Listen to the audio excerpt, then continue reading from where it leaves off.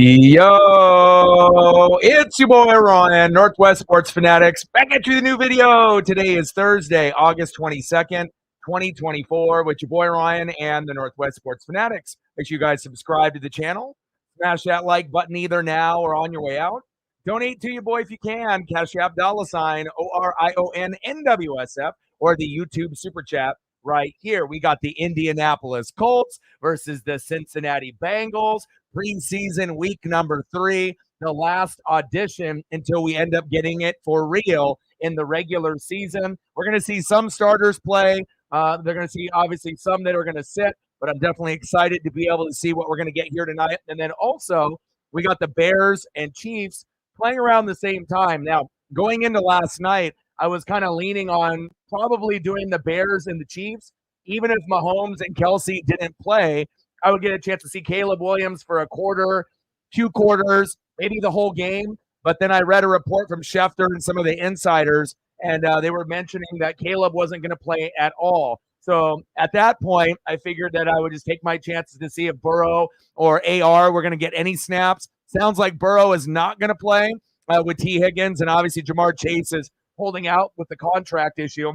But we should get some AR and some of the starters for the Colts. So that's why we're doing this particular game. And I'll probably try to keep up on both to see how things go as we're transitioning, obviously, to the regular season. And then once all of these games wrap up this weekend, I'll get, obviously, a post lined up for our fantasy football league here on the channel. Let's go, baby. Who day? Who day? Who they going to beat them Bengals? He said no one. DX in the building. What's good? Captain Oreo in the building. What's good? Reflect in the building. What's good? It's nice to be able to have Joey B healthy going into the year, which is fantastic. He's got the Eminem look. He's had that for a few weeks. He seems very focused. And again, it's normal, to be able to, kind of hone in when the regular season is just about to approach. But it definitely feels a little different.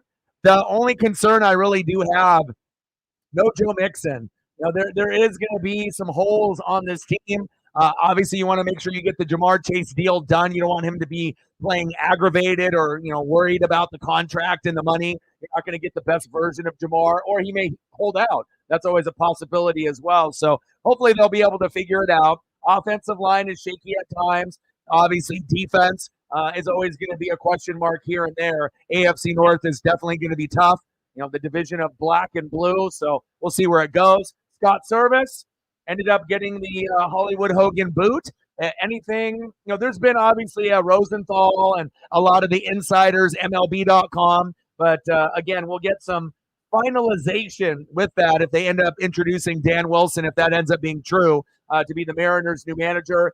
It's about time. We obviously would love Dipoto at some point to move on as well. Seattle sports making big moves. The Seahawks, Kraken, right? Mariners, UW football. I mean, you're going down the list. It's like everybody in Seattle has made a change, and sometimes you got to make a change and start over. And I'm not sure if this move is going to, give us the juice that we need to be able to make the playoffs. We will be doing the Mariners and the San Francisco Giants tomorrow, but we'll see. And maybe, it will spark us a little bit. Obviously, Scott isn't a guy that can pitch or hit, for the players, but it's all about, being there for 9-10 years, only having one playoff year. Feels like you're a little bit too calm and conservative, for a lot of the fans' liking. And your strategy, in the game is not very good compared to a lot of others. So I think a lot of Mariner fans are excited for what's to come. Matt in the building, what's good? Let's get to 100 and donos. Let's do it, baby. Let's go. Sarah in the building, what's good? Megan in the building, what's good? Let's go.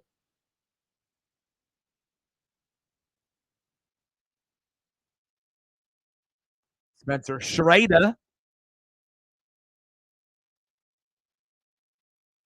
Thank you for the like and the share. But again, I was kind of wanting to do the Bears-Chiefs game instead. Not that I know we do have fans on the channel. Some of them are you guys are in the room of the Colts and the Bengals currently. But, I mean, if I had a chance to be able to evaluate, Caleb Williams for a whole game, or at least 2 quarters. Uh-oh, down the sideline. Nice return by the Bengals. Who day?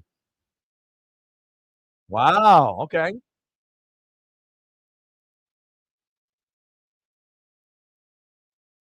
And this is going to be a little weird to get adjusted to, the way that they have this new format with the kickoffs. But again, hopefully injuries will go down, bigger plays will go up. We'll have to see where that goes. But I'm definitely excited to see what we're going to get here tonight. Again, some starters are playing, some are not. First down and 10. Man in motion, shotgun set. Gain of about 4 or 5 yards. DX with a 5-er. Appreciate you. Woodside out there, stacks on stacks, racks on racks, little cactus jack, bang, bang. And I'll be honest, I'm a little disappointed that Burrow isn't out there for at least a couple quarters. At least when he had 4 or 5 preseason games, usually the last one, you would get a quarter, 2 quarters, 3 quarters, or they would play the whole game. So obviously some of the teams are nervous about injuries. Little screen pass. Nice tackle there by the Colts. Okay, I see you. Scooping it up, eating it up. Let's go. Third down and, was it 8, 9? Third down and 9. Shotgun set. Pressure up the gut. Oh, it's 12 noon. You know what time it is? Time for a sack lunch. Yum, yum, yum, yum, yum, yum. All over them. Latu, baby. And, you're going to see him, definitely be in the running for Defensive Player of the Year for a rookie. Not necessarily, Defensive Player of the Year, but obviously Defensive Rookie of the Year. But if he ends up playing like that, hell, he might be in the running for Defensive Player of the Year if he ends up getting 15-plus sack lunches. Nice job, and that's exactly how and why they drafted a player like that. Even Burrow might have not been able to escape Latu's grasps there. All right, they're going to punt, and it goes back into the end zone. Let me see if I can get this adjusted here.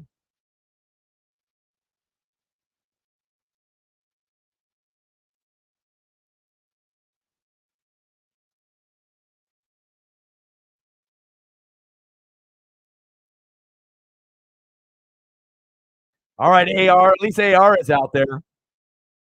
Sarah and some of the other Colts fans have a lot to look forward to. And especially if you can get a healthy AR and a healthy Jonathan Taylor for a season, you would assume that they should be able to creep up around that double-digit win mark, around 10, 11 wins. Play action fake. AR steps up in the pocket. Sidearm throw. Nice catch. Alec Pierce. Move the chains. Nice job. We're at $5, 95 to go. Yeah, but again, you're a Bengals fan. Cool, you get to see your team. It's just like when the Bucks end up playing. I think we're playing with the Dolphins. I'm gonna be excited. Even if it's backups, it's football for me. And plus, when we have the day off from the Mariners, I mean, if there's not really a whole lot going on the MLB side, and there is 2 games going, handoff up the middle.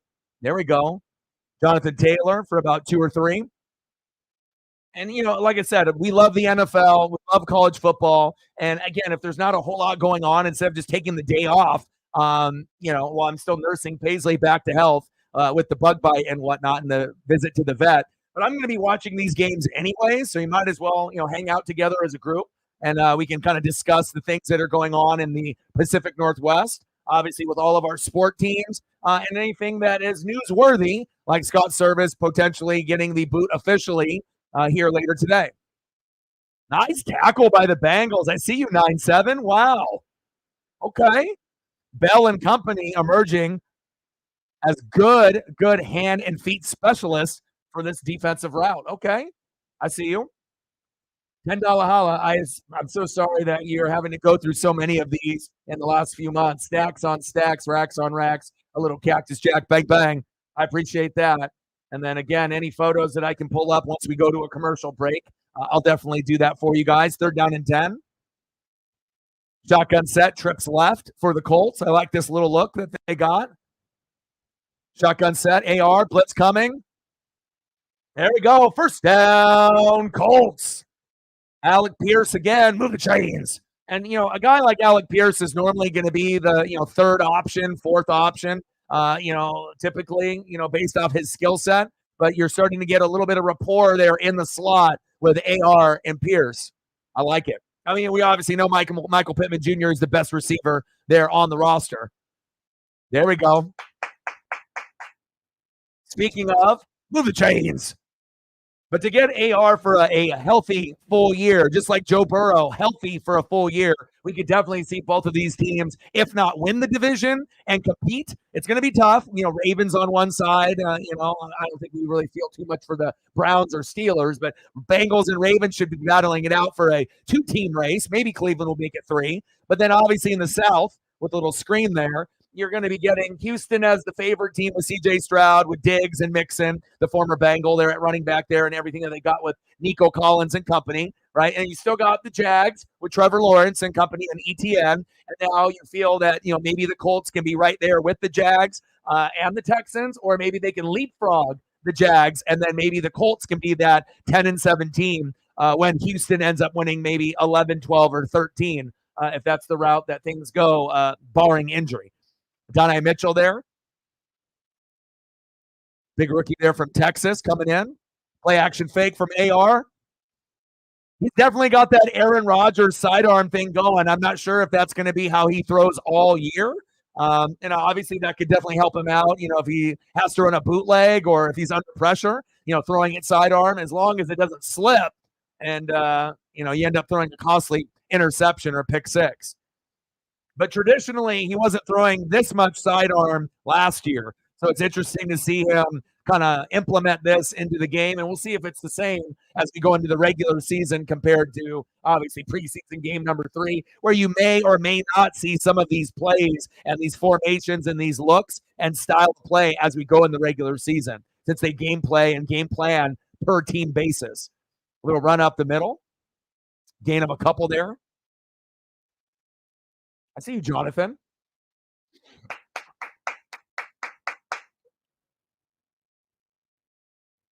Zach Taylor, I got you. Okay. Yeah, just let me know, and then I'll start sprinkling in some photos if you're about to go, and then we can get DXs if he's going to be here throughout the broadcast a little bit longer. We'll sprinkle him in. Second down and 2. Colts knocking on the door. And then obviously you got the little padding around the helmet. Handoff up the middle. Taylor puts his head down, gets meat at the line of scrimmage by a couple Bengals, stuffed at the line. Third down in about 10. Okay. Well, we're going to be going to commercial break. It seems like pretty quick. So I'll be able to get your photos first, and then we'll get DXs throughout the whole game. So. And anyone else that decides to be able to show some love and support. Third down and 1. Shotgun set, trips left. I like this formation. Snap is low. Could have went for a keeper there, but I do like the idea of pounding the rock with your big man. JT, first down, Colts. Move the chains.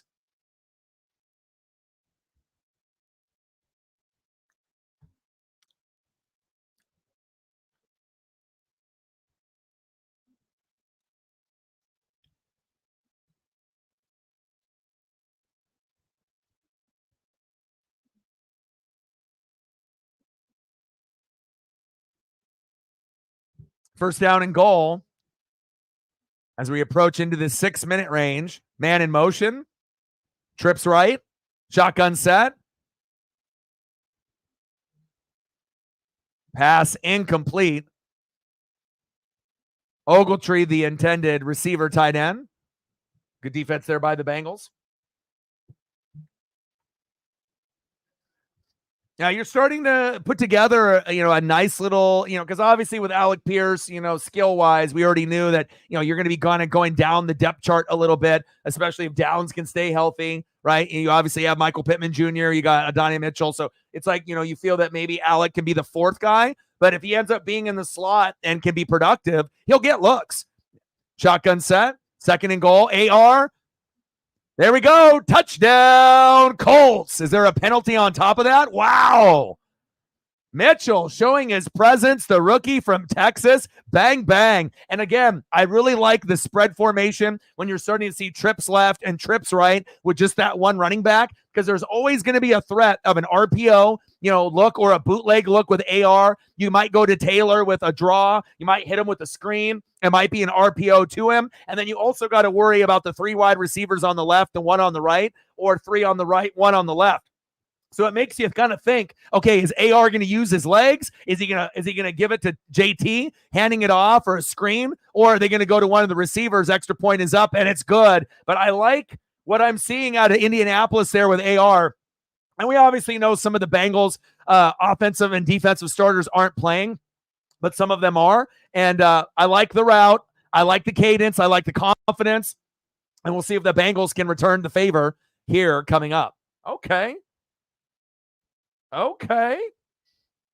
Good start.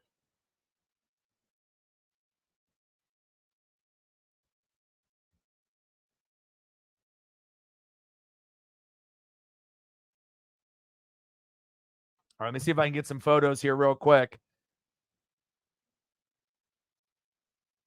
I think the thumbnails this season are going to pop. And again, this is the first, well, actually, I can't say that's the second preseason game that we've done, but this is the first look where it's just kind of an individual player, and these will be how the thumbnails look, not only on the NHL side, but everything that we do on the channel, is going to have the high raised big logo in the background, which I think looks very, very clean instead of it being a small logo, closer to the verses with the player like we used to do. And then you're going to have a nice big player image on both sides, just depending on who we decide to put on there.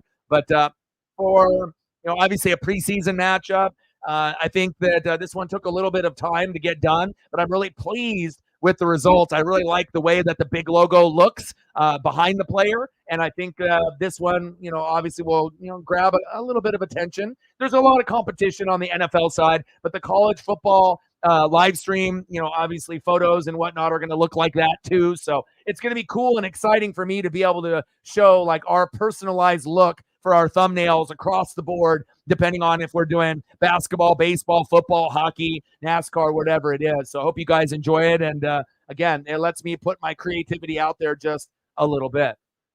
Let me see if I can pump out a couple photos here for Megan before she goes. You got anything specific that you want to see besides just the regulars? I'm getting them loaded now here. I can just do Anson and your regulars and a little Glenn and whatnot, if that's what you're looking for.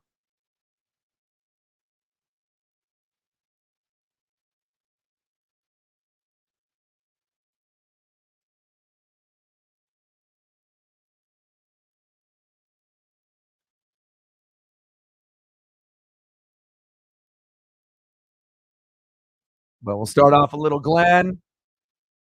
Hip you with the little captain. Little action, captain.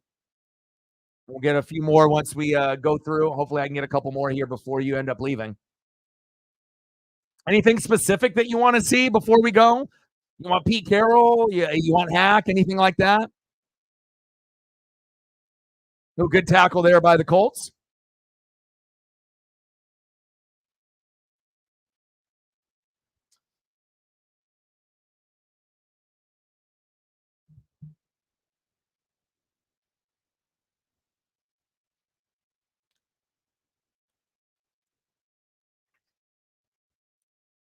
But I am excited to see both of these teams play well, and there might end up, you never know. I might end up getting someone, on both of these teams on my fantasy roster, just depending on how the draft plays out. I definitely got my eye on a couple players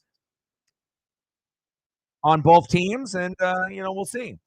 Kind of just depends on how it all plays out. Sometimes you just have to get in. You can have a game plan for a draft, but until you actually get into it, that's really where the strategy starts, right? Because sometimes, people take quarterbacks way too soon, or, you end up having this run on tight ends, and then your whole strategy kind of changes, and you have to really be on your game for the unexpected. You never know what someone's going to do, whether they know fantasy or they don't know fantasy. It can definitely throw anybody for a loop, even if you're an expert. Second down and 10. Shotgun set. Little dump down. Oh, intercepted by the Colts. Did he hang on?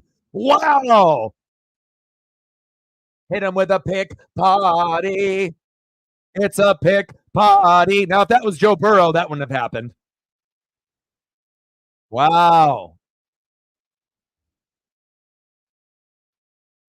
Yeah, Dotson ended up getting traded to the. Oh, that one hit the ground. I was about to say, I thought it hit the ground. Bengals are going to get the ball back. But Dotson, has always been a big shit talker, towards the other teams in the division. And it's kind of hilarious when you end up, commenting about the other moves, like when Saquon ended up going to the Eagles and, the Commanders and the Giants and the Cowboys and the Eagles, they all fucking hate each other. They all, are looking for blood. Woodside is like, thank God that fucking hit the ground there. He'll get another chance at it. But it's just hilarious, when you end up having these guys in the division talk shit about the other team, and then all of a sudden, a couple months later, boom, you are on that team. So a big addition for the Eagles, and I think that Dotson is a pretty solid receiver. Just didn't really get utilized correctly there in Washington, but he definitely has a skill set, and we'll see, if Jalen Hurts can get him the ball and add another piece to the puzzle. Trips right. Shotgun set. Pressure coming up the middle. Dump down with the little screen. Blockers ahead of him. There we go. First down, Bengals. And they needed that desperately.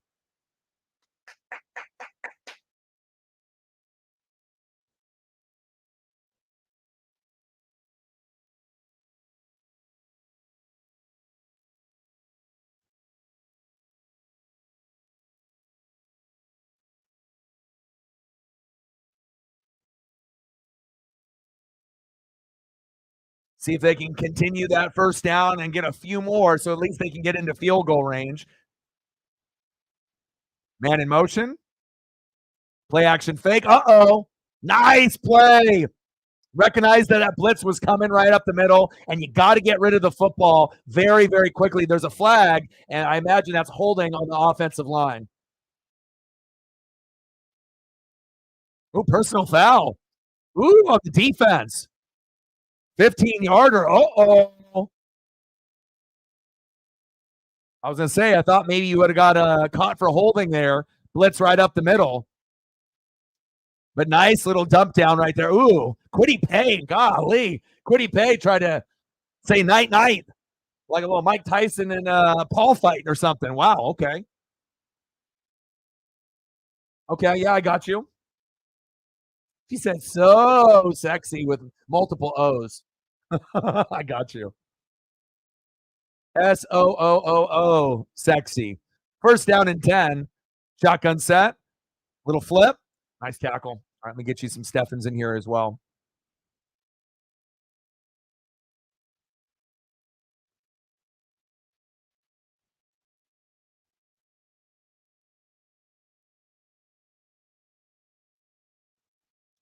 Travion Williams.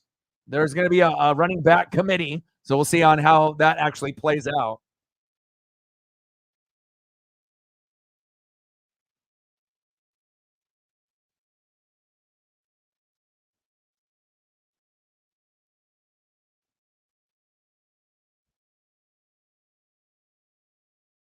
Got one more for you. Second down and 9. I got you. Little screen pass. Ooh, nice spin move. All right, let's go through these one last time. I know you got to go out the door, so we'll just sprinkle in a few for you. I hope you have a good rest of your day. And again, I'll be back here tomorrow for the Mariners and the Giants. If you're free, come through and hang out. It'd be greatly appreciated. We always appreciate you and the support you have for the channel, for me and Paisley. Look at that handsome fella. Appreciate you. And then we'll get DX's photos here in the next commercial break. Have a great rest of your day the best way that you can. Okay. You need anything, I'm always here. Third down and 9, shotgun set. Going long, going deep, got him in. Oh, one-handed grab attempt, incomplete. Looked like there was a slight tug and a hold on Burton, but there was nothing called by Jones and the ref. Let's take a quick look at this route again by Burton. See if there's any jam at the line. No jam at the line. Burton uses speed, pushes off a little bit. Then you get a little bit of a push back late. But arms hook a lot. It just kind of depends on if they want to call it or not. 4th down and 9 as the drive stalls. Colts defense stepping up big. Bengals getting stifled. But again, when it's not Joe Burrow, it's not really the offense that you're typically going to see. Not saying that Burrow can't go 0 for 2 on his first 2 drives. That definitely can happen. But you would assume that the drive would have went a little bit smoother. And I would have loved to seen Joe out there. But again, with his history of injuries, sometimes you don't really want to chance things. I get it.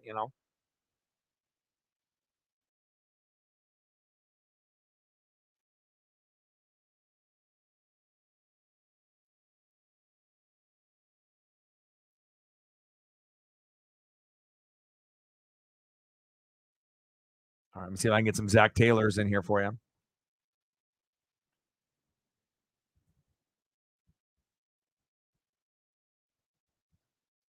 And I love coaches. I love the strategy of the game. I'm not sure, if there's anyone else on planet Earth that loves, the underdogs, the O line, the defense, the OCs, the DCs, the line coaches, the strategy, of the game overall. Again, I just feel like, quarterbacks, running backs, wide receivers, and tight ends, they're great and all. But I feel like sometimes they're kind of blown out of proportion. Like, yeah, you do need, pretty good ones, but those don't make your whole team. You got to have an O line, you got to have a D line, you got to have a defense, you have to have a good coach, good play callers, a good GM, a good owner. It's more than just the glorified, skill positions that matter. And of course, quarterback, running back, wide receiver, and tight end are going to get the most love, unless you're like one of the beast players, on defense. If you're like an Aaron Donald, you'll get the same kind of love as like a Mahomes or a Jalen Hurts, because if you're like the best guy. But unless you're one of those, sometimes guys kind of slip through the cracks and whatnot. And, I love rooting for O linemen. It kind of reminds me of like, catchers in baseball. They always get overlooked, but we will definitely make sure we showcase, players like that matter. And, coaches. I remember, when they had Taylor early on, I didn't know if he was going to be cut for this type of cloth, for this particular roster. And again, it seems like it is a good fit. But sometimes when you get a young player or a young coach, sometimes the transition works. Sometimes it doesn't. But for at least the time being, looks like Zach will be there for at least a little while. And I got a little Bengal logo here for you, too. I got you. We got the Colts one as well. We got Bengals spinning logo when they got the ball, Colts spinning logo, and then we got the NFL logo as well. So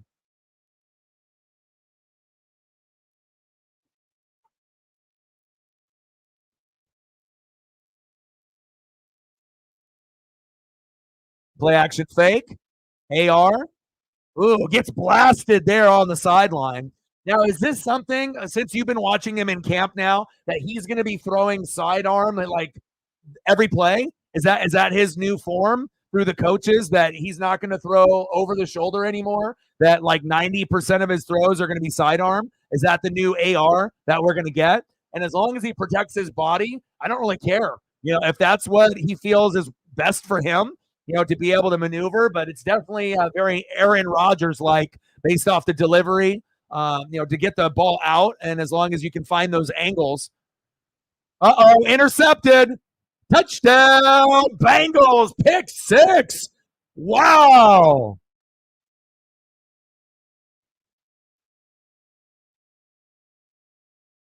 Wow. Okay. Not good for Sarah, but good for DX. Stepped right in front of that ball. Touchdown, Bengals. And since the offense was sputtering with no Joe Burrow, you can't do that. And that's going to be definitely a concern. When you get a guys that, they look like they're playing man and they fade back into a zone, and he got caught, he got baited, and he got caught. Wow. Extra point is up, and it's good. We got our ball game here. Let's go.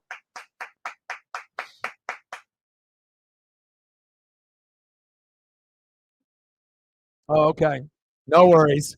Well, I'm glad we got some action. I mean, I don't like seeing necessarily AR throw a pick six, based on who he is, and obviously for the Colts, but the Bengals needed that bad, and again, I don't know how many pick sixes AR is going to give up this year. Probably not too many, we would think. But again, if you get fooled at the line thinking it's man and they go back in his zone and then they end up playing, a spot in that area and they jump the quarterback's eyes called cluing.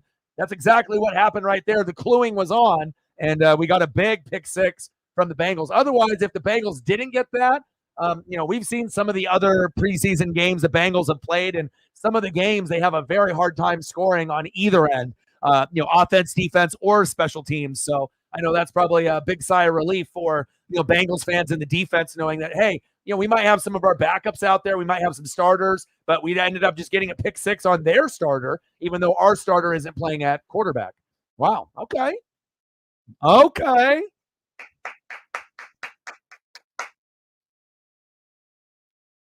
STL in the building. What's good? And that's one thing that's kind of concerning, because if you ended up watching that last throw, we were talking about him, kind of doing sidearm throws, like almost on every throw, like 90%. And I believe if they go back and watch that replay, that was the first throw out of all his throws that was kind of over the shoulder. So he's going sidearm, sidearm, sidearm, and then over the shoulder, pick six. So, it'll be very interesting. Obviously, they read his eyes and then they ended up taking advantage, but it looked like that one was an over-the-shoulder kind of throw, but I'm not worried about AR. I still think he's going to be a great fantasy player. I think he's going to be a good player in, obviously, AKA real life. He'll be able to make plays with his arms and his legs. He's definitely more mature than what his age is, but he got baited right there bad. And, again, teams are going to watch the tape, and they have to make sure that they clean that up. There's going to have to be some pump fakes that are implemented. And again, receivers are going to have to run the proper route. Otherwise, we may see that pick six or interception total go up for AR a little higher than we would like.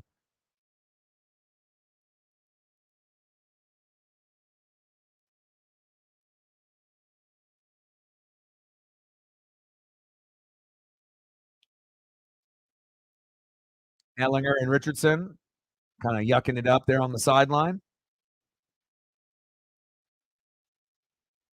And then you got the OG, Joe Flacco. So if anything happens to AR, right, you can go with Joe and you can still make the playoffs. You could still win the division. You could still end up getting a wild card. So we saw, how Flacco played last year for Cleveland, and it's kind of crazy to me that they wouldn't have him back. Obviously with Deshaun Watson, he's always going to be injury prone and whatnot, but to bring in Jameis Winston, like that's going to be a better option than Flacco? Hell no.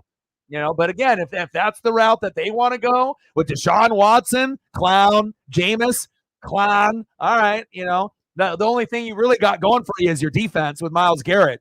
Offense is going to be very hit and miss, but again, if that's the route that they want to go, so be it. But maybe that's what, the Bengals and Ravens need, for Pittsburgh and Cleveland to kind of scale back and for the Ravens and Bengals to go at each other again. Well, halfback toss. Nice collapse there by the Bengal defense on a short game. We got a tie game. We're knotted up at 7 here. Tyree in the building. What's good, bro? Jahan Dotson, Saquon making moves, just like the Falcons making some moves. AJ Terrell, getting extended, bringing in some guys. I see some of the teams in the, off season in the last couple days making some moves. Simmons, Judon, extending Terrell. I messaged Shep. I was like, man, this is the best offseason the Falcons have had in 10 plus years. Play action fake. What happened to my hands? Michael Pittman Jr. with the drop. Just out of reach on second down. Now 3rd down and 6. Flacco, to me, again, he not only is he one of the top 5 backups in the NFL, but he could legitimately start for probably 5 to 10 teams right now. Maybe as high as 15, maybe half of the league. There's going to be some quarterbacks that are much better than Flacco, but there's probably about 5 or 10 teams. Kind of like the same thing with like a Gardner Minshew. It's like where you got guys that that can hang. But I was very impressed with Flacco, and if I was Cleveland, I would do everything in my power to get him to come back. But again, if they think Jameis Winston is going to be a better fit, or if they couldn't afford Flacco, then, they better pray that Jameis Winston never gets an opportunity to enter a Cleveland game. Otherwise, we already know what will happen then. AR, good protection up front, and just overthrows the receiver. And that obviously, that sidearm throw, and I don't know, instead of going from over the top and the sidearm, if that's going to mess with his mechanics. But as we've seen, he normally is over the shoulder, and now he's turning into this Aaron Rodgers type of thrower, and I'm not sure if that's going to work for him. He's already thrown, a pick six, and obviously, this is a preseason game, but again, just little things to kind of keep an eye on, his development, and I want to be able to see some, continuity and some structure, and I don't mind, if you're going to be over the shoulder and then every once in a while do the sidearm. But if it's going to be like sidearm 90%, over the shoulder 10%, that could be a problem, especially since he's a young player. But hopefully he'll be able to find his mechanics right, because the velocity on your throws and the angles when you do sidearm instead of over the shoulder are completely different. So if you're going to be battling sidearm over the top and you don't really know what your strong suit is, there's going to be plays like that last one to the rookie Mitchell, where if you would have just made a normal throw, you probably would have got him and let him right. Instead, you did the sidearm fancy shit, and then it went over his head. So hopefully he'll figure out what works best for him, and we can get some consistency out of AR. Jordan in the building, what's good? Yeah, I do like it too. I think Jahan was very underutilized and underrated. And you could pretty much say, let's be honest, even though Washington, the Redskins, football team, Commanders, they usually are a bad team every single year. But guess what? They have athletes. They actually have like quality players. They just need to go to other teams to be able to showcase their skill set. Like Scary Terry McLaurin. I mean, they got plenty of receivers, running backs. They have athleticism, on both sides of the ball. One of the best defensive lines before they broke it up with Chase Young, right? And then going to the Saints, obviously now, and Niners last year. But we had, at a moment, they had one of the best D lines, right? So, again, I feel sometimes when people leave Washington and go to a new team, sometimes you'll get a little bit of a spark. And obviously, Jaden Daniels going to Jalen Hurts, even though we think Daniels might have some promise in his game as a rookie. But Jalen has been there and done that. 3rd down and 6, shotgun set, blitz on the edges, and incomplete into the turf. Who's throwing it to the guard there?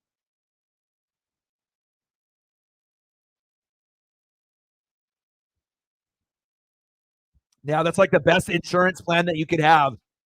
AR goes down with like a season-ending injury or goes down for a month or two. Boom, Joe Flacco, and you're not even going to miss a beat. And you can't say that for a lot of backups in the NFL. I'm a little jealous. Shit, I wish I had Joe Flacco as a backup. He played awesome last year. Bengals with the punt. Colts back in deep in their own territory. We're knotted up here at 7.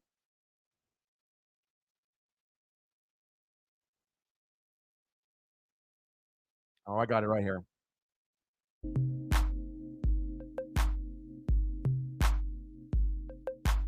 There it is.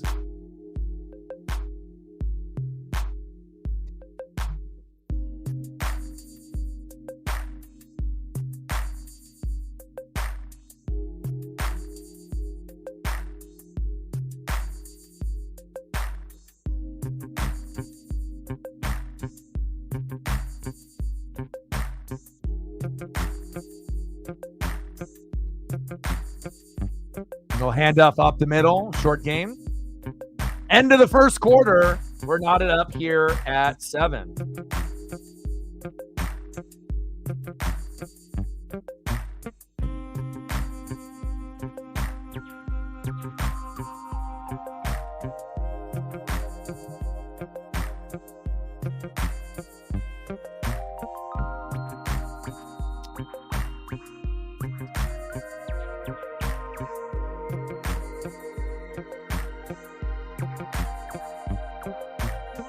Yeah, but preseason stuff matters, though. You know what I mean? You should understand that. You're so meticulous with all your route running and all your, things that you're doing there for, the NFL and the college football scene. Every rep matters. Effort matters. Yeah, it might be a game that isn't, on the win column and the loss column. But if you do got starters out there, you have to realize, these little mistakes that are happening in this game, if you don't get that shit cleaned up, that's going to lead into the regular season, which just is a few days away. So again, you got to make sure you got your ducks in a row. And again, there's going to be mistakes. And anytime you have a rookie or a second-year quarterback, you're going to have the ups and the downs, again. But everything matters. That's why, you want to make sure that you're watching the progress. It's not like they're just out there in some kind of just meaningless scrimmage. There's still guys that are trying to battle for a spot, and you're wanting to look for effort guys on the team. So, things matter. You may not think that it matters as much, Matt, here, but as you know, everything matters. Even when ducks are in practice, those reps matter, And again, we want to make sure that we're bringing out our best product on the field on the college football scene and NFL, even if it is a preseason game that some people think is meaningless. So, it's just like spring training. You're going to get some good bats, you're going to get some good play, and sometimes that shit will carry over into the regular season. And sometimes it doesn't. So, but you definitely want to be able to evaluate the rookies. You want to be able to see effort, by the defense, hustling and making plays. And again, especially with AR, seeing something that is a little different out of his game since his season-ending injury. It's a little concerning, not only for Colts fans, but people in fantasy, if you're going to end up drafting a guy like that. But I got some concerns, though. Especially when you're traditionally over the shoulder and now you're trying to be Aaron Rodgers. Hopefully it works out for him, but we'll see.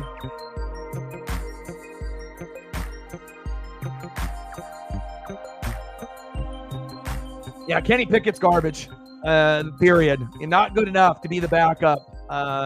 Even when you had Marcus Mariota, previously, and, I'm a Duck guy through and through, it's like he's got skills, but again, it's really the injuries. His touchdown to interception ratio is good, but again, it's like once you have a few years under your belt and you don't do it, you're going to be labeled at some point just a backup, and you're just going to be, a second or third string guy. But yeah, I don't know. I wouldn't want Kenny Pickett as my backup, but again, it is what it is. Some of these second and third stringers have to find a home. Second down and 9. Good defense by the Bengals. Smothered his ass. I see you, 7-3.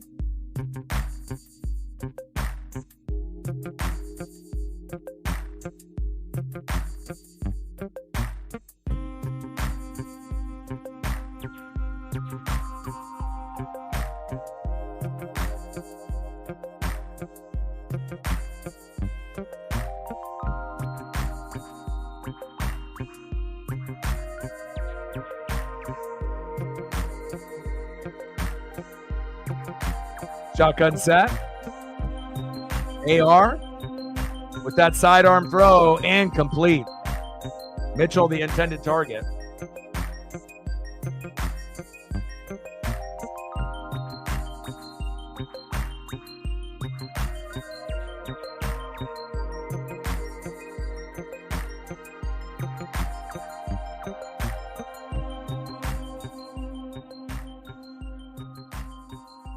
See if I can get this synced up here.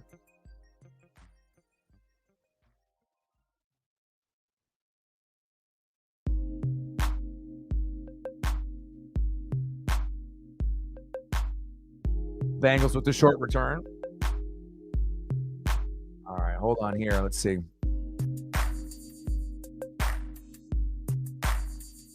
There we go.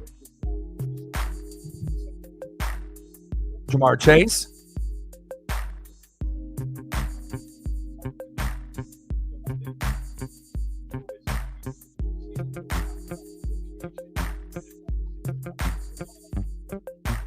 Oh, injured player. All right. I had to wait for it to get kind of synced up because I got it on my TV and I also got it on the computer. So But obviously, if I go through the TV, it's going to be more synced up than I go through the computer for whatever reason. But yeah, Philadelphia still got some holes, though. I know Tyree will tell you, no Jason Kelce, and people act like that's not going to be a big deal. You still got good pieces on that offensive line, but we'll see. First down and 10. I mean, obviously it'll come down to the Cowboys and the Eagles, and Eagles are obviously more likable. And we know if the Cowboys end up winning the division or getting a wild card, they'll still shit the bed and lose in the first round or the wild card. But, we saw how the Eagles played at the first part of the season when they were like 9-0, 10-0, and then they had their collapse. So we'll see where it goes. And hopefully for Philly and for Tyree's sake, they can get it done. Second down and 7. Little screen pass. Good tackle there by the Colts. All right, I think I'm going to turn the computer off because I can get it synced up faster here through the TV. All right, let me go this route.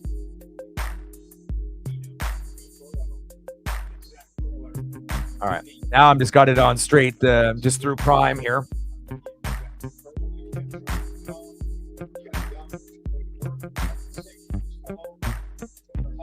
I think they equally have quite a few holes. I mean, obviously they still got Dak there. They need to figure out CD's contract, Jamar Chase's contract going deep. Oh, back shoulder, incomplete.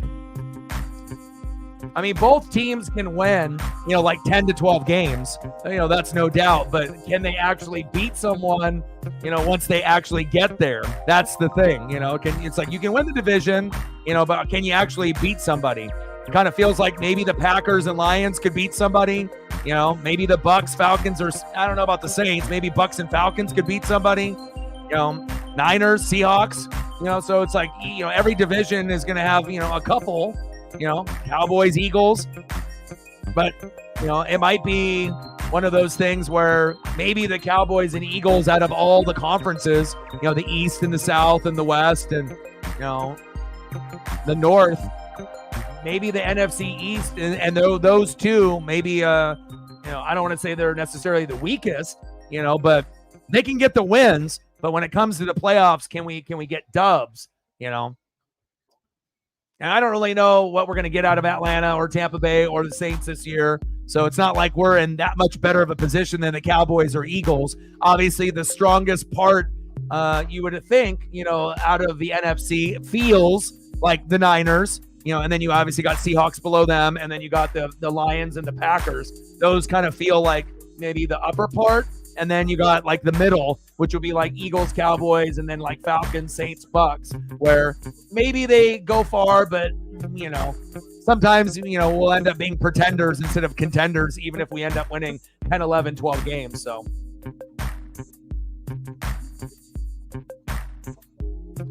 yeah, and again, I still think, as far as Eagles and Cowboys, they both can win 10 to 12. It kind of seems the same way with the Seahawks and the Niners. Rams should be competitive. Definitely with the Packers and the Lions. They look pretty good this year.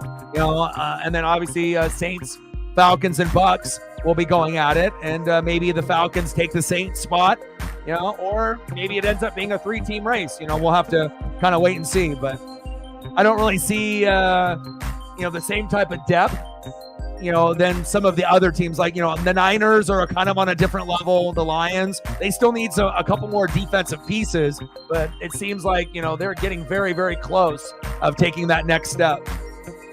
12:38 left in the second quarter. We're still knotted up here at 7-7.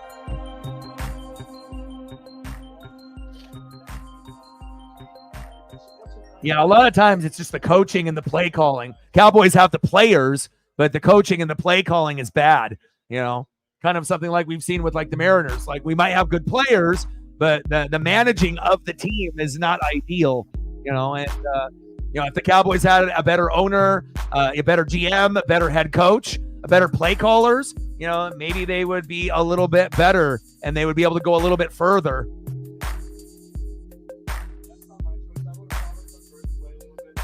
I know. I'm kind of disappointed that the Tiger King didn't get out there today. I was hoping that he'd play at least a quarter or two. Yeah, Micah's great. He's definitely going to be shooting for defensive rookie, defensive player of the year every year.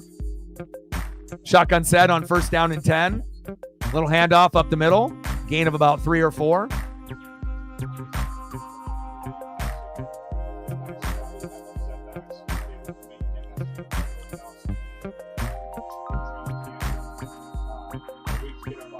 Second down and 6.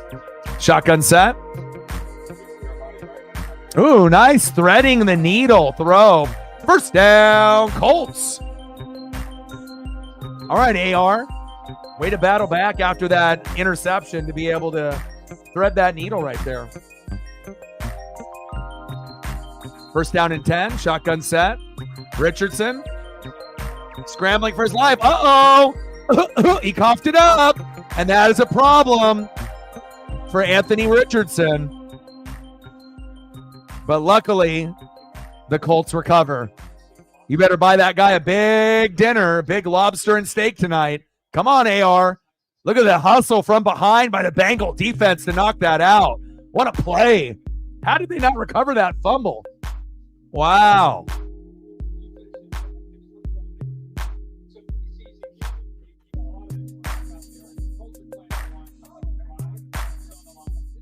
Astros up 6-0 on the Orioles. Good grief. Come on, Orioles. I thought you were good. Shotgun set. Handoff up the middle. Ooh, nice tackle there by the Bengals. 9-7, I see you.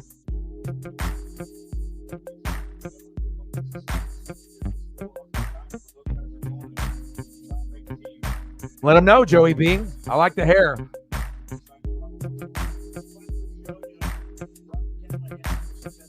Yeah, and the thing is, I feel with the Niners, if they play the Chiefs, they're never going to win the Super Bowl. The only way that they would have been able to win the Super Bowl is if they would have played the Ravens last year. If they had, and even then, who knows? Maybe the Ravens end up beating them. But I kind of feel like if you can play anybody but the Chiefs, you're going to have a chance. But if not, I don't think you're going to be able to beat Mahomes with Purdy. You need a Steve Young, Joe Montana type of quarterback. And until you get someone like that, like if they would have invested in Tom Brady, a couple years ago when the year that the Bucs got him, if he would have went to the Niners, I think Brady would have been able to bring a championship in 2 to 3 years for the Niners. Like you have 3 years with Brady, you probably would have been able to get to 1 or 2 Super Bowls with the Niners. Definitely probably NFC championship all 3 years, but you're probably not going to win them all, right?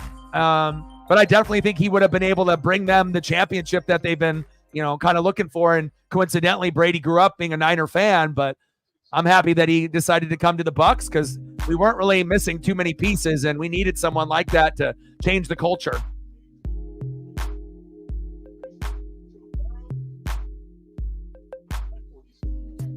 Yeah. And it's like, you got a lot of quality pieces, but again, I feel like they always have these quarterbacks, that are like good, but again, when it comes down to like crunch time, NFC championship game, Super Bowl, I don't know, man. Like, I don't really, the Kaepernicks and the Brock Purdy's and, some of the guys, like they can have really amazing regular seasons, but I just don't trust a guy like that, going against a guy like a Mahomes, where at the end of the game, if it's going to come down to Purdy or Mahomes, I mean, who would you trust? Would you put it all on the line?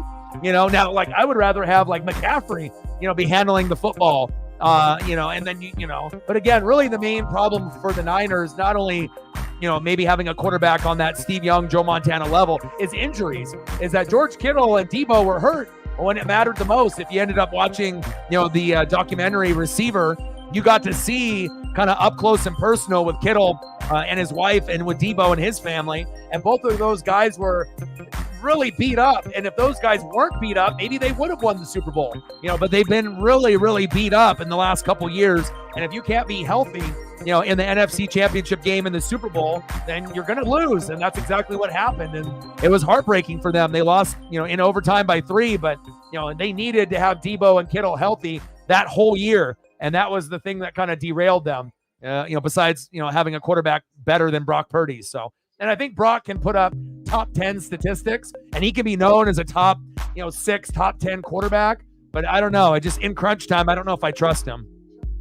But maybe that'll change, if they play someone in the Super Bowl other than the Chiefs.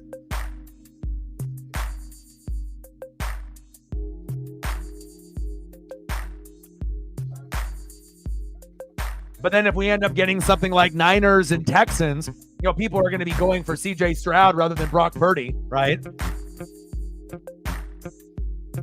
And it's not like Purdy's bad. It's just, I don't know, man. It's a trust thing, I feel. But there's a reason why the Niners haven't won a Super Bowl since 1994. Hell, the Cowboys haven't won since 95. But Niner fans have been able to get back to the big game and a lot of NFC championship games, but they haven't been able to raise that Lombardi. You have to have a better quarterback. I mean, hell, they got everything else there, right? Running back, wide receivers, tight end, O-line, D-line, defense, coaching, play calling, right? They got Lynch and Shanahan. I mean, what's the excuse? Time's running out. Under center on 1st down and 10 with 9:46 left here in the second quarter. Man in motion. Handoff up the middle. Ooh, nice run. Go, go, go. 1st down, Bengals. Houday.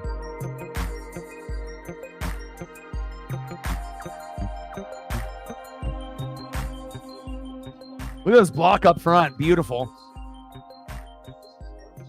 So I'm going to shed that block. I'm going to get to that second level to open up that hole. And again, no Joe Mixon. You're going to have guys like Zach Moss and company, which is a huge downgrade. But we'll see what happens with the Bengals rotational running back unit. And hopefully out of a combination of 3 guys, they can get numbers like Mixon and company in the past. Is that a timeout called?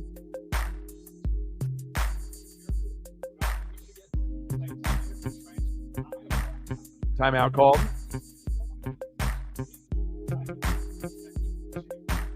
And if you haven't smashed the like button just yet, please do.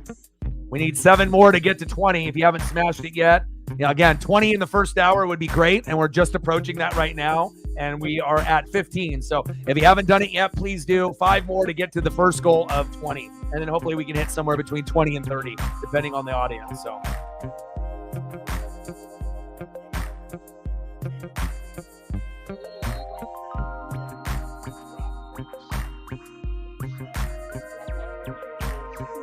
And shout out to Megan, Sarah, and Matt for the like and share on the post itself.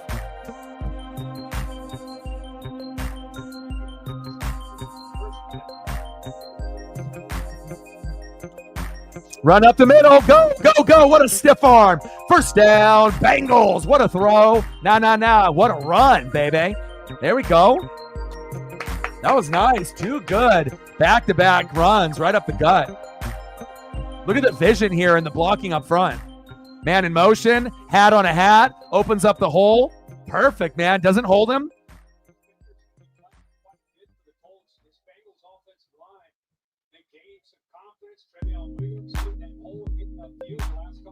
Yeah, but you have to understand, DX, I've been watching the Bengals since the mid-'80s, and they've had guys like Ickey Woods, and they've had running backs in the past. But Joe Mixon might be one of the best running backs they've ever had. Like in their team history, he's been a top 5 or top 10 back in the NFL every year that he was there. So to be able to lose a top 10 running back, not just in fantasy, but just in general, and then, had to have like a running back by committee, it's a downgrade, It's just the truth, they're not going to be as good.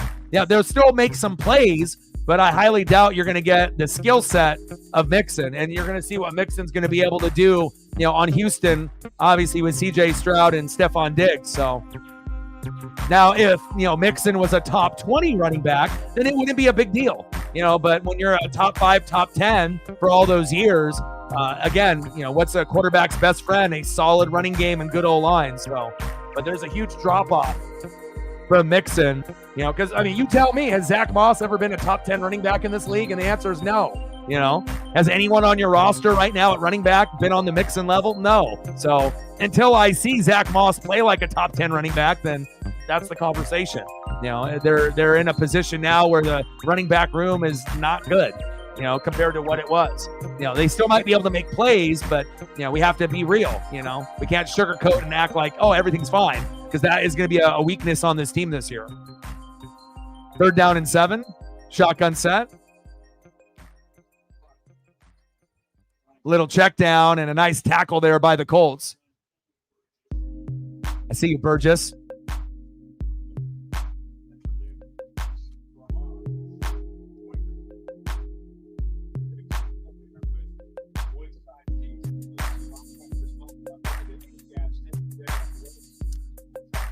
Fourth down and 6.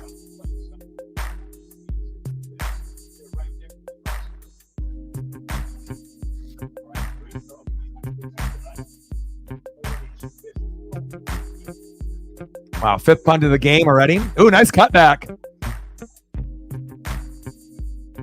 We're at 15:85 to go.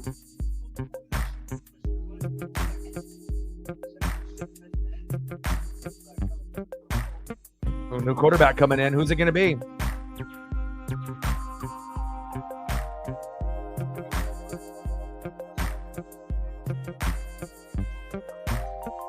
And it's 7-0 Bears against the Chiefs. I got to suck in as much game footage as I can here. I guess DePoto ended up meeting up with Scott Service, but when the meeting already took place, Service already knew that he was fired based off social media. So definitely an awkward meeting at that point. But hopefully they end up letting DePoto go as well, but that's not going to happen today. But hopefully by the end of the season they get rid of DePoto too, but who knows? We'll have to wait and see.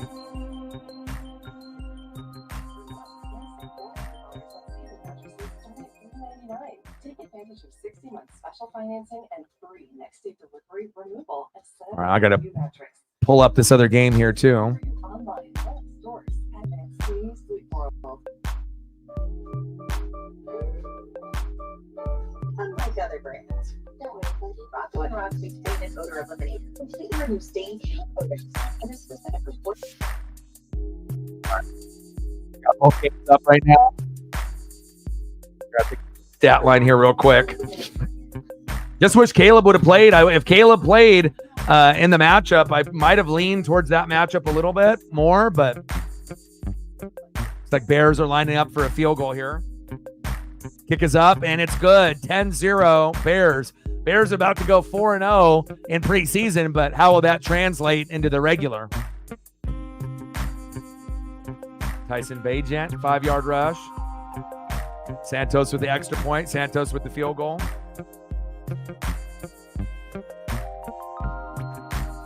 But if we're talking about like what game is going to be more entertaining, I think I chose the right one, especially when we were going to at least get some starters from the Colts. And it seems like with the Bengals and the Chiefs and the Bears, they're not risking their players in this particular game. But that might end up being a mistake. If you don't get enough reps in, they might be very ice cold in that first regular season game, which is just a few days away.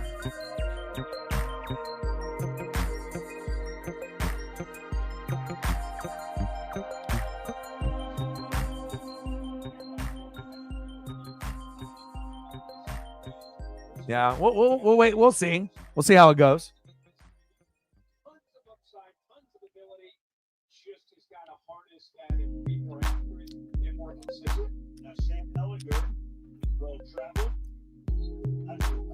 Ellinger in the game. First down, Colts.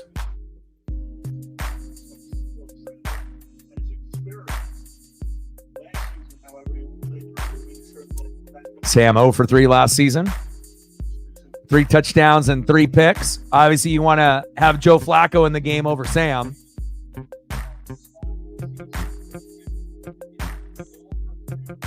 Shotgun set for Ellinger. Handoff up the middle.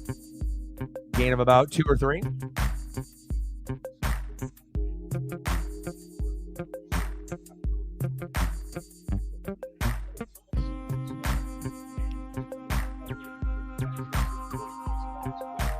Lots of Texas players that they're looking at there in Indy.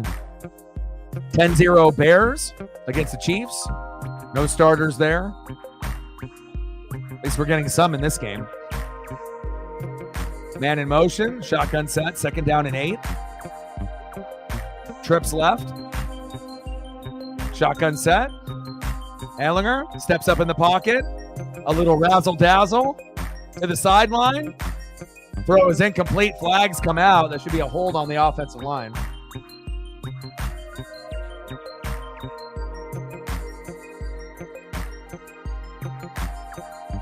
Hold on, though.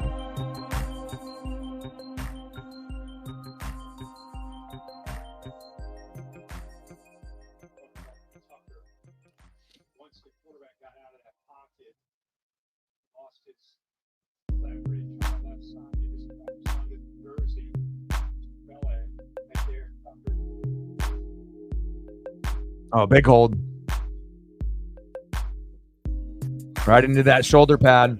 Got to be better.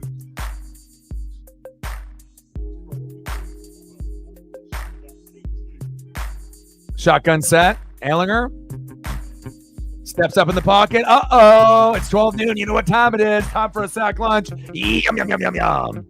Johnson is there. Eating them up. 3rd down. Ooh, penalty on the defense. Oh, brutal. Sack lunch gets taken away. Wow, way to ruin it for your teammate.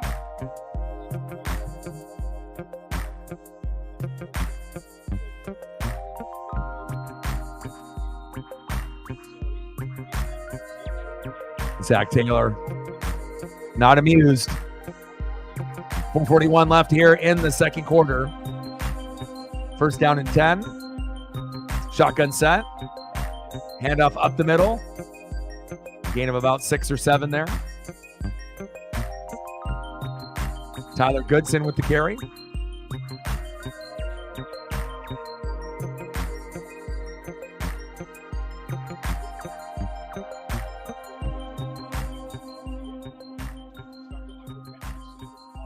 Second down and 3.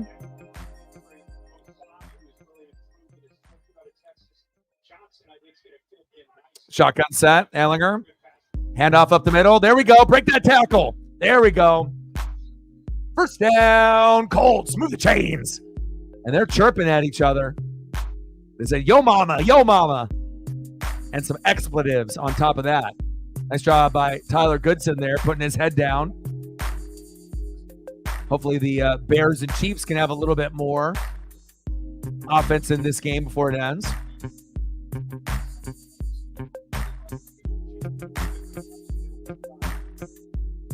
That game's looking kind of ugly over there. Ooh, what a physical run there. Okay. Goodson said, I'm going to run you over.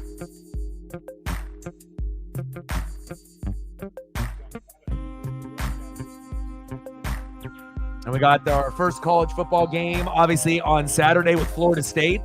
There's only like 3 or 4 games that are going to be on, but that's the only top 25 matchup. The only problem is it's on at 9 a.m.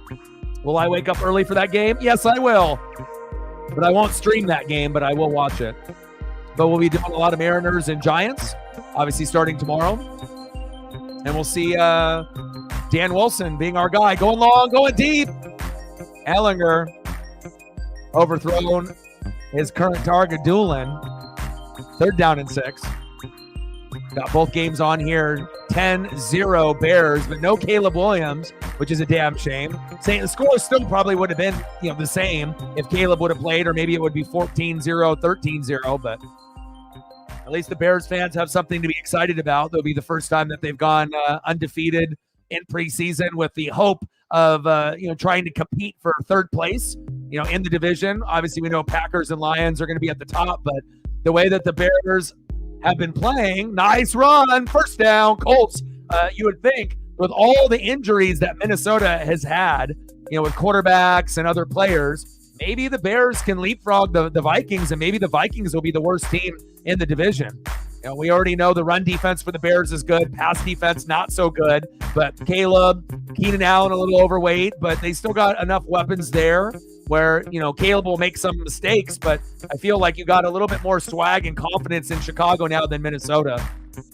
I feel real bad if I was a Viking fan, man. Hawkinson, Jay Jetta, Addison, that fantasy value is in the shitter now. It's not the same type of value. They'll still be good and they'll still give you some numbers, but it's not the same when they had Kirk Cousins there. When you actually can get the most out of those guys. 2-minute warning, and we're knotted up here at 7.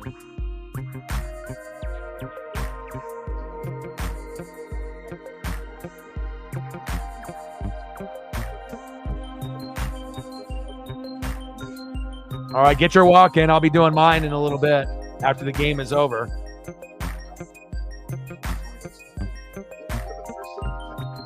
Creed Humphrey, now the highest paid center. And everything is official now with the Scott Service firing.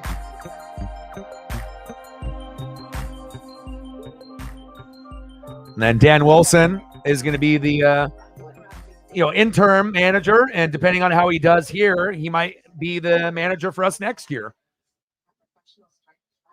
But we also have like Manny Acta, who has coached in the Dominican. He's like our third base coach, and it sounds like you're going to get Edgar Martinez to come in to help out with some of the hitting.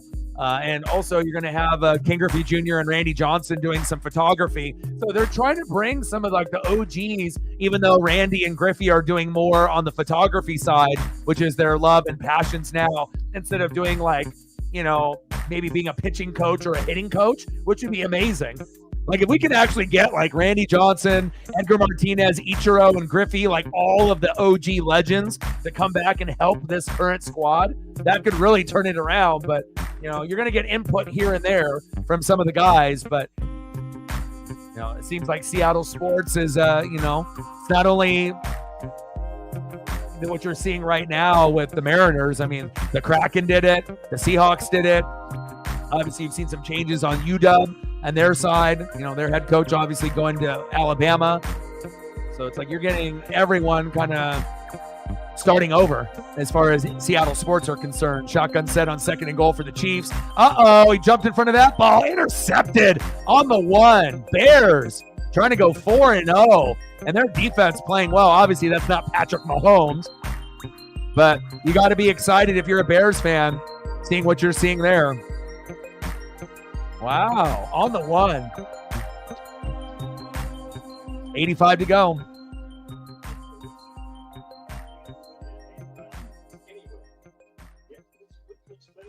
Lots of rankings in last place, 28th, 27th, or 29th.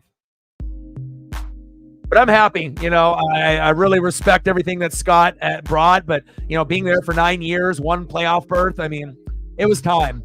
Just like they made the change with Hack and Pete Carroll, sometimes, you just got to have a change. And now we just have to get rid of DePoto, the GM, and get a better one there. So hopefully they'll make that change within the next 2 years. It would be great if they did that at the end of the year, but if not this year, next year, hopefully. And then we can, hopefully get some more consistency out of our roster.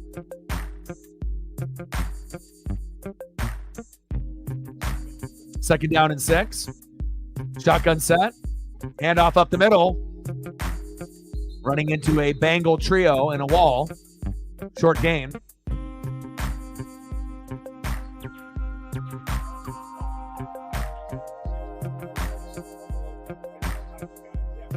Let's see where we're at. So 5 more likes to be able to get to 20. If you haven't smashed the like button yet, please do. Little screen pass. Bouncing it to the outside, almost at that first down marker. Clock stopped at 1:01. Colts driving.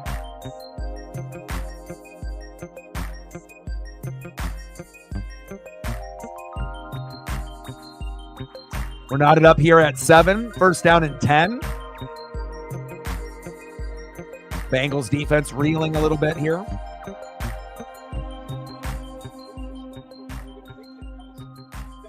Shotgun set from Ehlinger.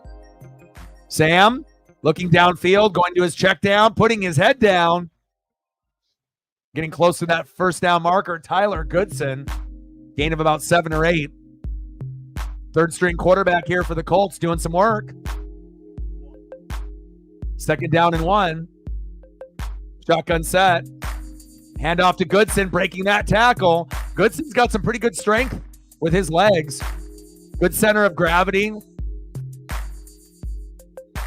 He's giving you that effort. 31 seconds left here in the second quarter. Timeout called. Daniel in the building. What's good?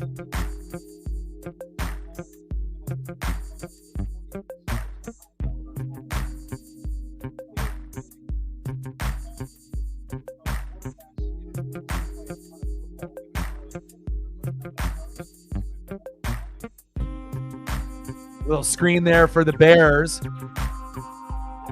Hicks with a nice tackle there for the Chiefs. As I'm watching both games, Bears 10, Chiefs 0. No Caleb, no Pat, no Travis. So if Caleb would have played in this game, I would have maybe leaned on that one. I assumed that he was going to play, but then I read a report from Schefter late last night that he wasn't, so we pivoted to this game. And I think I made the right choice because this is the more competitive, funner game to do with the Bengals and Colts. Handoff up the middle. First down, Colts. Colts trying to punch in a touchdown here with 27 seconds left before halftime. Bills and Dolphins on Thursday night. Hopefully Thursday night, Monday night, and Sunday night end up having some consistency. We usually have one night that's much better than the rest. Thursday night typically is the worst, with their Thursday night football on Prime and whatnot, but we'll see if the matchups end up being a little bit better this year than last year and previous years. Sometimes Sunday night, Monday night is a dud, on the matchup, or if guys get hurt and they do the schedule in advance and, it's like when they had all the Jets games on the schedule and we had no Aaron Rodgers, then it made watching the Jets games kind of unbearable, but, we'll see where it goes. First and goal for Ehlinger and the Colts. See if Bengals bring a blitz or decide to hang back in zone. Shotgun set by Ehlinger. Towards the sideline. Nice catch.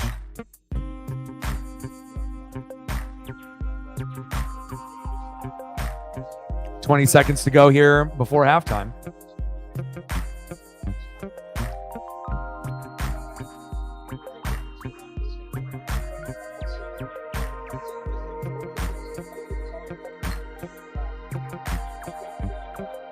And we're getting close to our next goal. We're 8 subs away from 20,400. So if you haven't subbed to the channel yet and want to help us out on that number as well, it'd be greatly appreciated. Only 8 to go to the next number, and then we'll be at 20,400.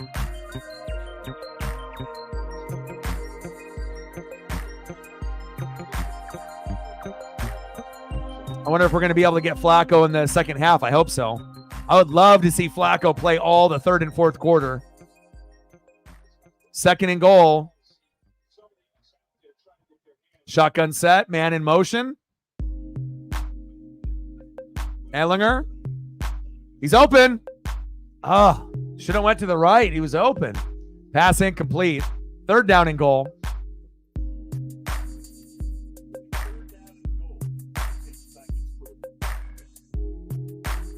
And even though the Mariners ended up getting swept yesterday, we had a big spike, based on the likes and the subs and the views. And we had, 2,600 people yesterday. So you never know. Again, if you get that support with the likes and the shares and the subs and the views, and you get everyone participating, you can get those recommendations and get more people in the room. Ehlinger steps up in the pocket and throws it to the back of the end zone to prevent the sack lunch or the pick six. Fourth and goal. Field goal kicker is coming at, you would assume. Or are you just going to take a chance and say, fuck it, and go for it?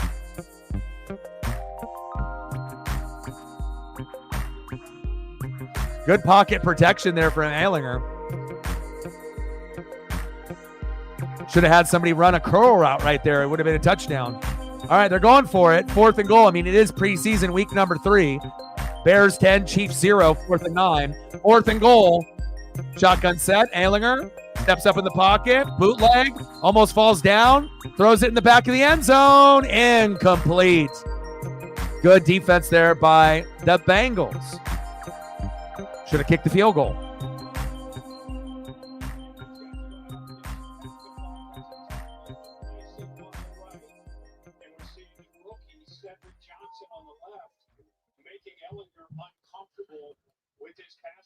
Flag on the play here in the Chiefs matchup.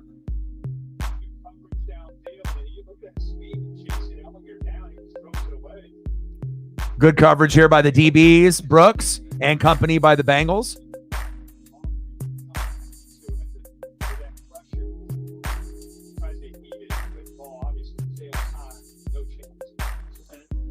All right, we're at halftime now. We're knotted up 7-7. Pretty entertaining, first half considering, the score is only 7-7. But we got to see, some defensive plays. We got a pick six on, Richardson. And then you got to see the Colts be physical, with Latu early on with the sack lunch. Yum, yum, yum, yum. Right? Their high-end draft pick that might be in the running for Defensive Rookie of the Year. He's got to be towards the top of the list.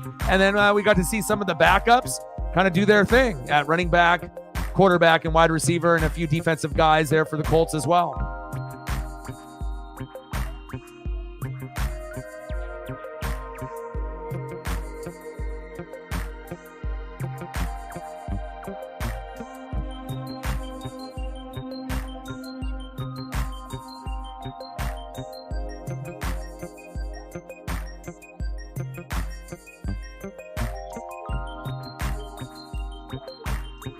Yeah, why wouldn't I? Of course I do. I mean, I do this job full time. I've been full time for 3 years, so we're going to cover the Mariners, we're going to cover the Ducks, all the NFL teams. We'll do Kraken during the NHL season. But I'll be doing reaction videos, on the NFL side and the college football side, and we'll be doing a lot of games, Thursday night, Sunday night, Monday night. And there might be a few morning and afternoon games on Sunday that I pump out as well. Kind of just depends, on the scheduling of the games. But yeah, of course, man. We've done the Super Bowl live stream every year that the channel has existed. So as far as when we started doing the live streams. All right, let me know what you guys want to do for photos from the people that donated. DX, if there's anything Bengals that you want to be able to see.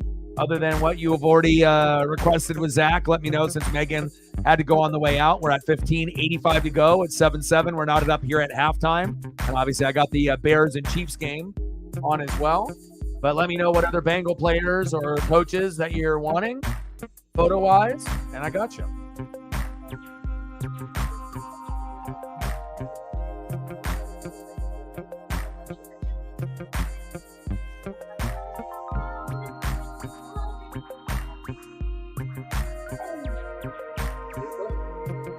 All right, 10-0 Bears. Shotgun set. We'll hand up the middle. Ooh, nice juke. First down, Chiefs. Move the Titans. Nice run there by Kansas City.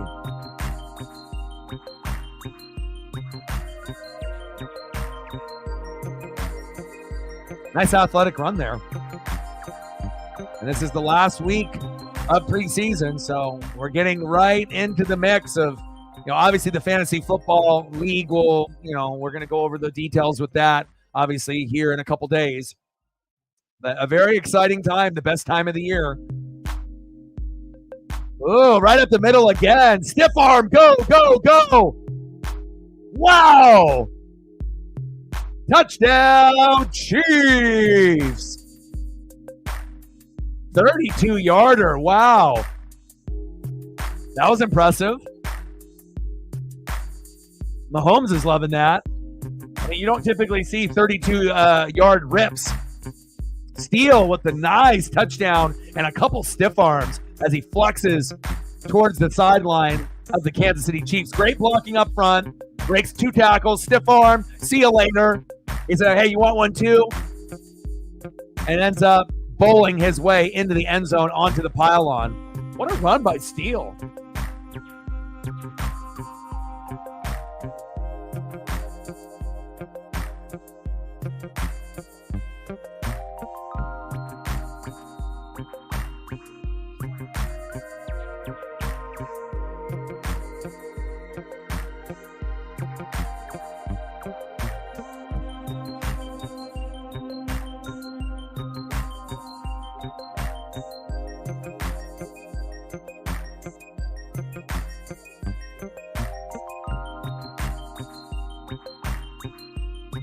Oh, just inside the 1.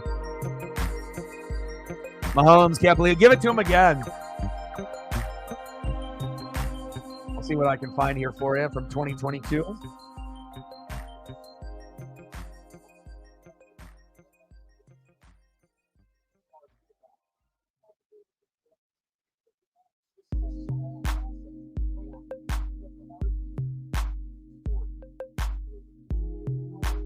I got some 2022 photos from that particular year.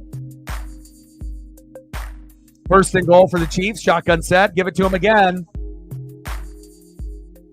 Or is that a different player that they handed it to? So they have to give it to him. Touchdown, Chiefs. It would have been better off a 32 scamper by Steele, but they ended up giving him the ball again. Good for him.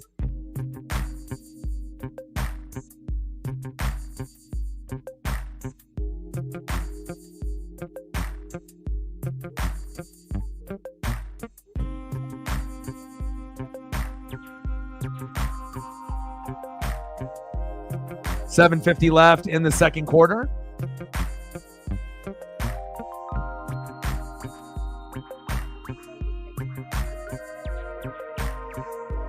Extra point is up, and it's good. Bears 10, Chiefs 7. So at least the Chiefs can feel a little bit better with everything considered. But they barely played any of their starters throughout the whole preseason. So.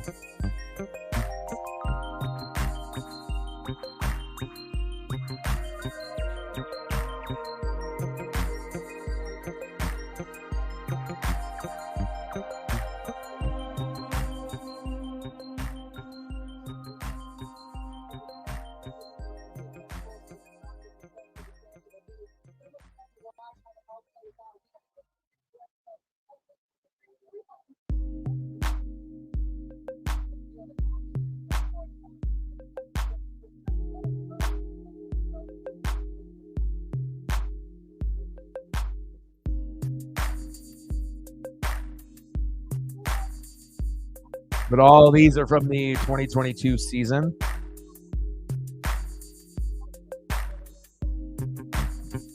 Carson Steele having himself a game for the Chiefs.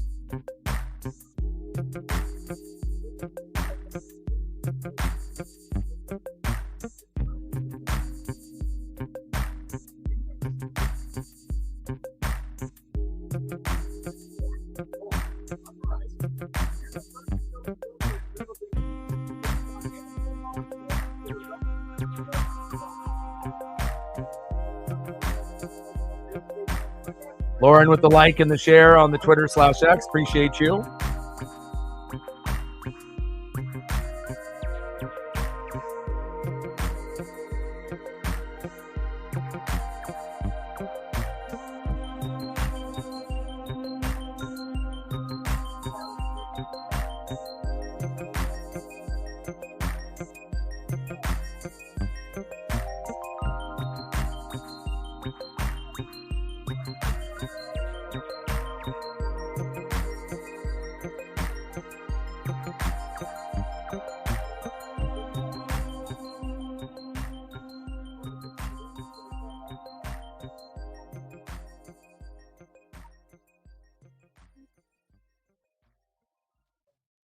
A few more minutes before halftime is wrapped up.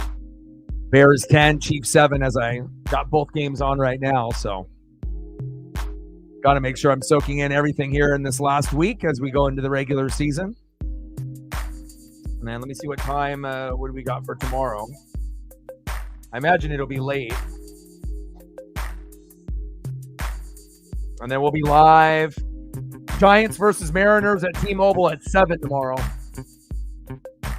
64-64. I can't believe that we're literally at 500, but at least Service got fired, and we got Birdsong going against Castillo at home. So Dan Wilson being able to make his debut as our new manager, whether it's interim or it ends up being long-term, we'll have to wait and see. But definitely excited about the new beginnings here for the Seattle Mariners.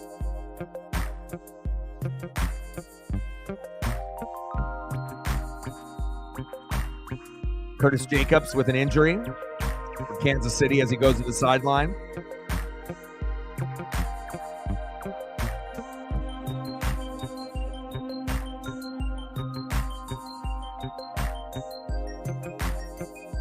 Second down and 2. A few more minutes away from Colts and Bengals just around the corner. Second down and 2, shotgun set, handoff, little stiff arm, nice tackle by the Chiefs. Hicks with the nice tackle there from KC.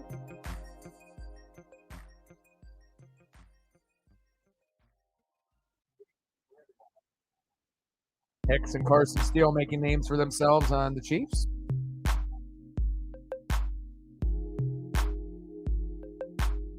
Third down and 3.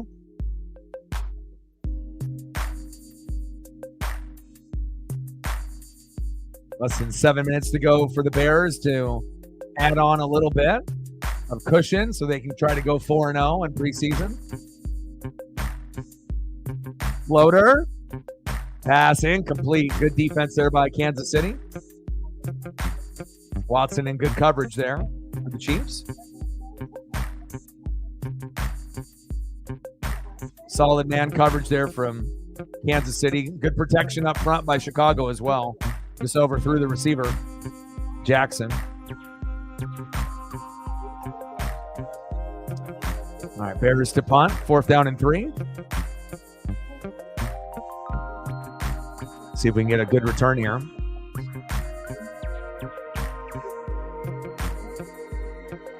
Fair catch at the 11. Flag on the play.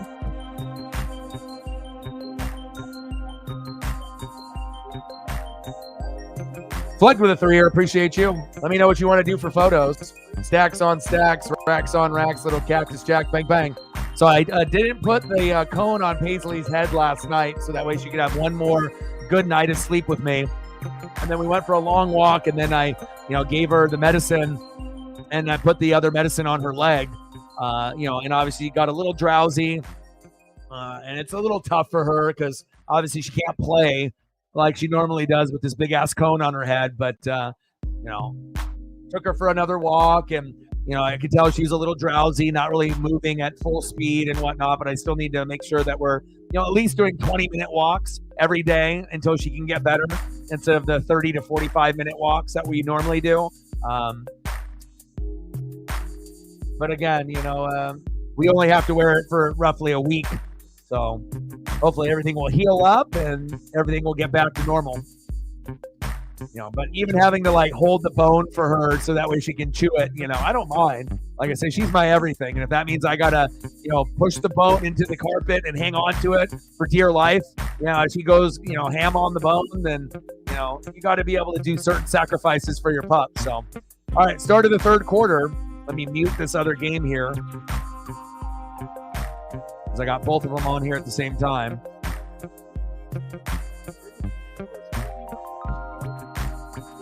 We're at 18, 82 to go.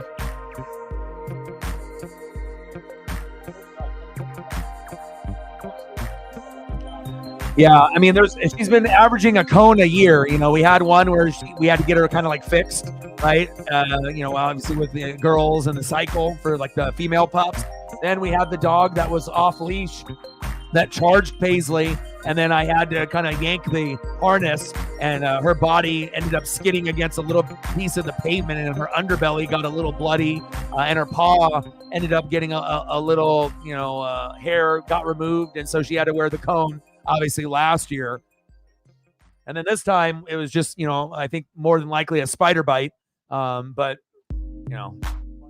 hopefully everything heals properly, and then we won't have to have a cone for quite a long time, I'm hoping. So.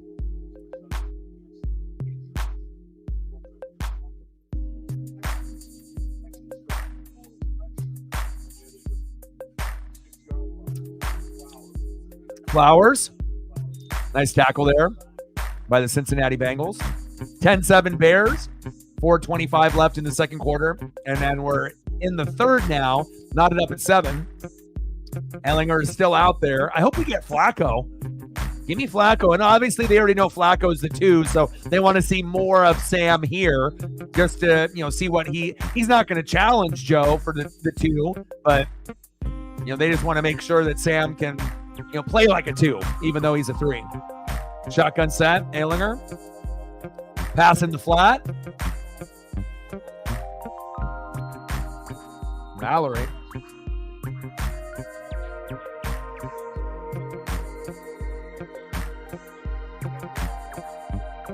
Britt in the building. What's good? How are you? 10-7 Bears over the Chiefs. We're knotted up at 7 here. Colts and Bengals.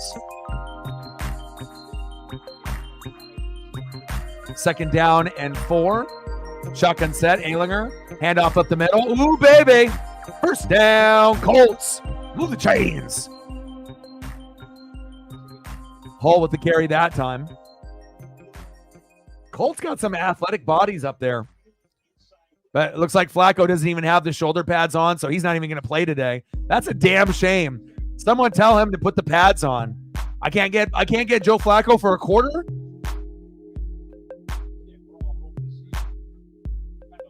First down and 10. Shotgun set at the 50. And sandwich like an Oreo. 2 Bengals said, sit down. Good D there by the D-line and the linebacking core of Cincinnati. I did. What do you think about that, Brett? And then we got Daytona, the evening race this weekend. Now, there seems like there's always some controversial things going on. It's either with, guys, crashing other guys late in races, which we've seen with like Austin Dillon, and then obviously penalties for modified parts that sometimes to come back to not only penalize the driver, but sometimes the crew chief, the team, the owner, and points get, taken away. So.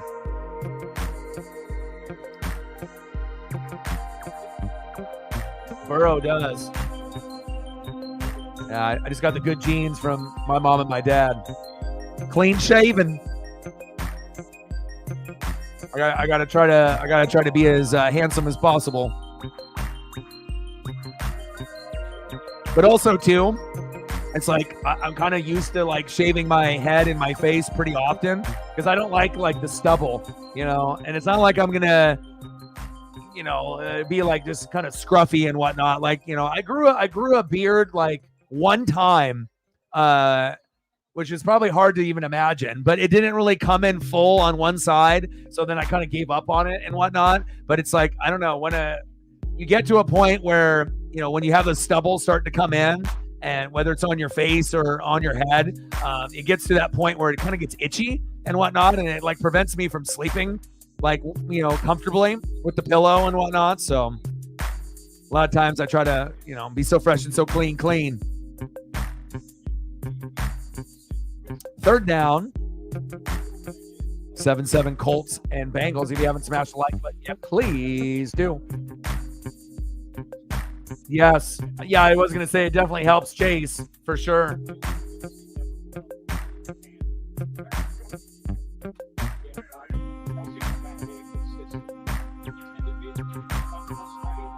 And we're at 5 more likes to be able to get to 20. Hopefully we can get to at least 20 before the game ends.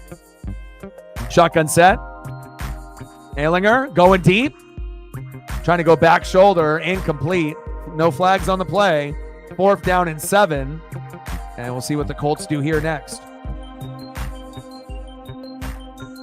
Yeah, I mean, I don't know. I'm trying to think, just based off the style. I mean, back in the day, I had like Dragon Ball Z and like, anime hair, back in like high school and then a little bit past high school and whatnot. But I don't know. Shaving your face and head every day or every other day becomes kind of a nuisance, though. Like, I almost wish there was like a pill that I could just take or whatever where I wouldn't have to shave my face and head ever again. But I mean, sometimes I guess it's kind of therapeutic, just kind of like washing dishes or doing laundry. But when it's something that you have to do like pretty often, I don't know. I guess it just depends if you're used to doing that or not.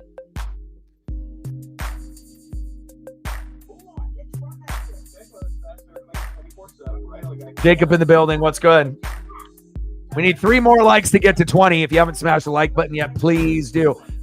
Ravens and Chiefs, week 1. Let me look at the week 1 schedule.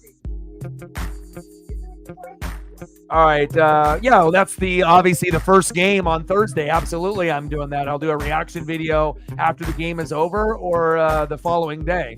So definitely doing Ravens and Chiefs. And then we got Packers Eagles on Friday. And I'll probably end up doing that one as well. Now I will have to look at the Mariners schedule also, but we'll see where it goes. And I'll try to squeeze in some Bucks games, obviously, for myself.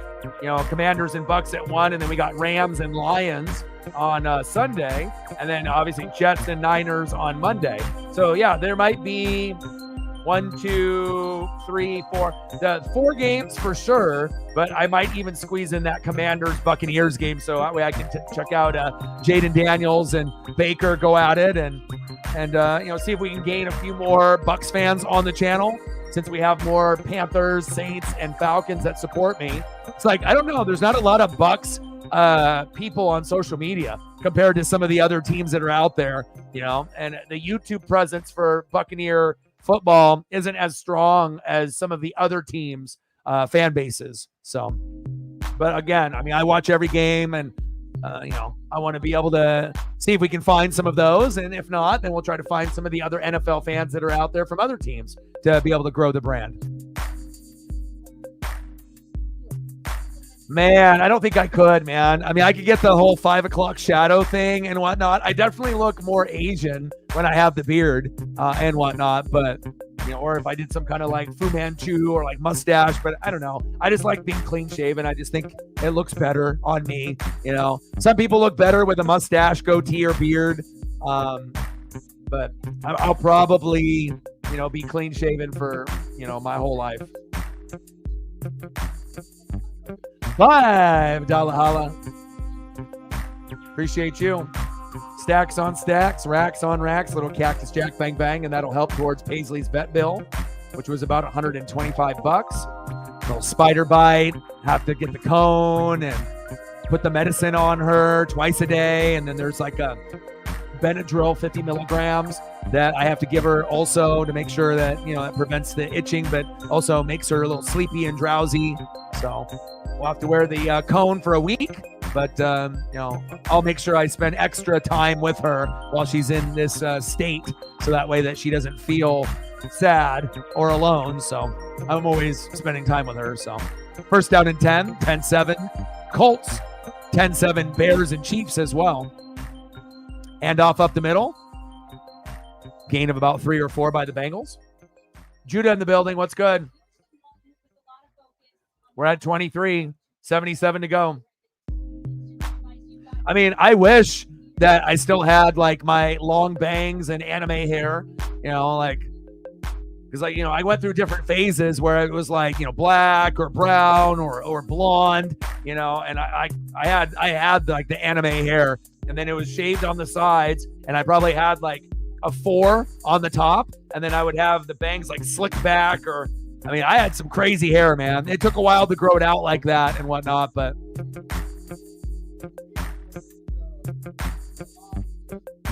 that's a lot of maintenance, for anyone that's got the, that type of hair. Girls and females understand, depending on if you use a lot of product or not. So,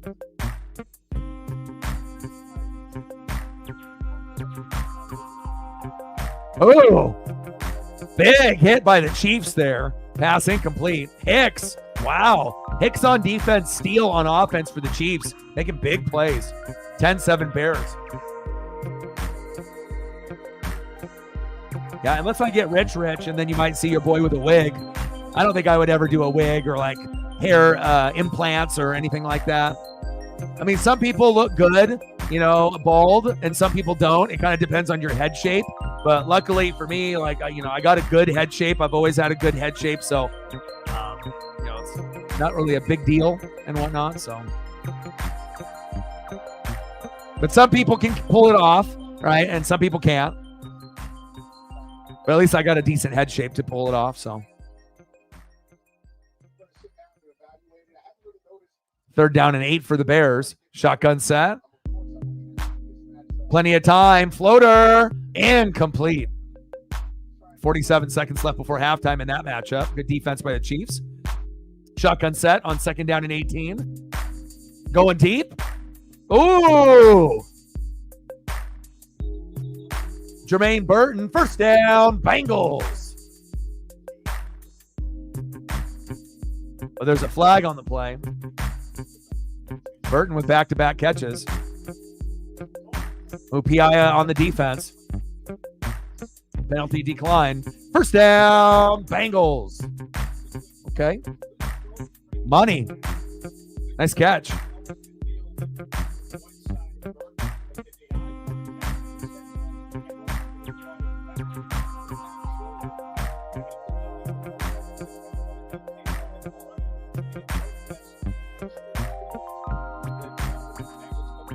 Shotgun set, handoff up the middle. Good effort there. Just couldn't break away from that ankle tackle. It's crazy. So like with a lot of the logos, so like the NFL logo, we have it spinning right, and all the other team logos go left with the rotation. But it's nice that I have a few to work with.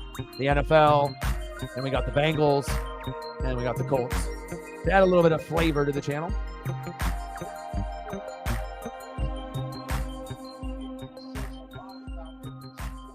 Handoff. Nice tackle by the Colts. Stonewalled them there at the line. Nice job by Indianapolis and Bell. 13-7 Chicago on the Chiefs.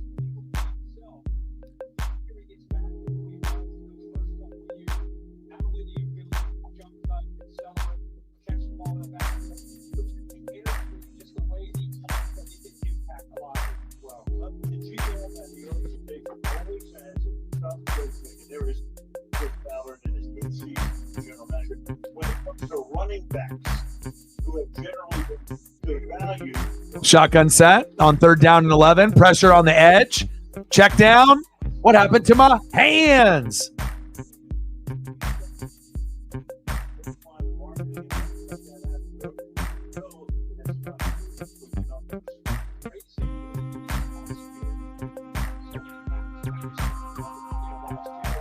Oh, Judah with the haircut. So fresh and so clean.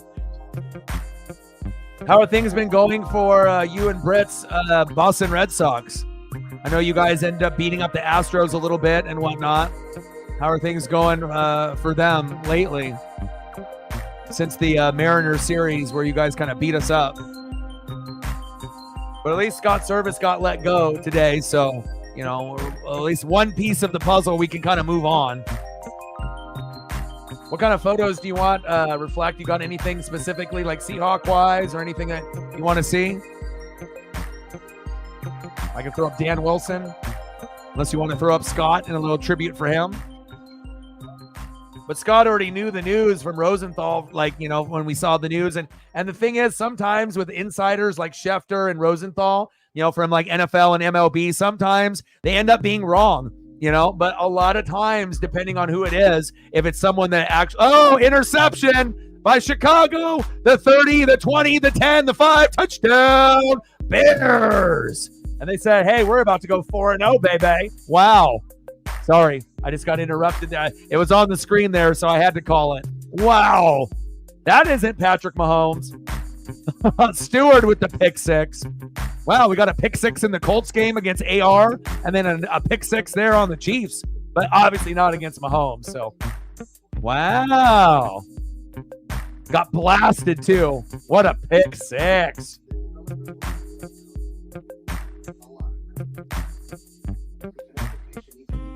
Will Rogers, I got you.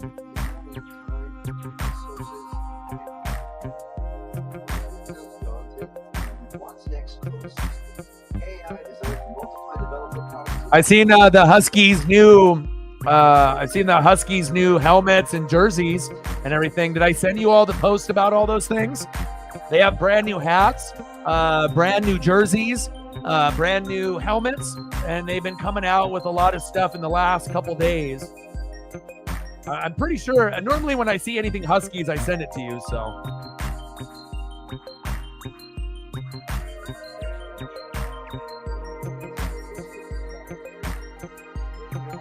Uh-oh. Yeah.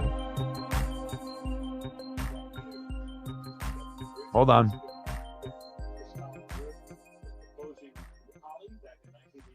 Almost dropped his ring through the grating. Almost. Two good hands. That's not good.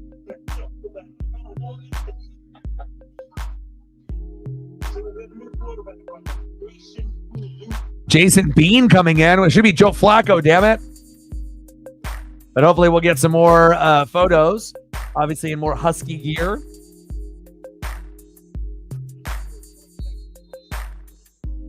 All right, let's see if the Colts can answer here. 10-7 Indianapolis, first down and 10 in the third quarter.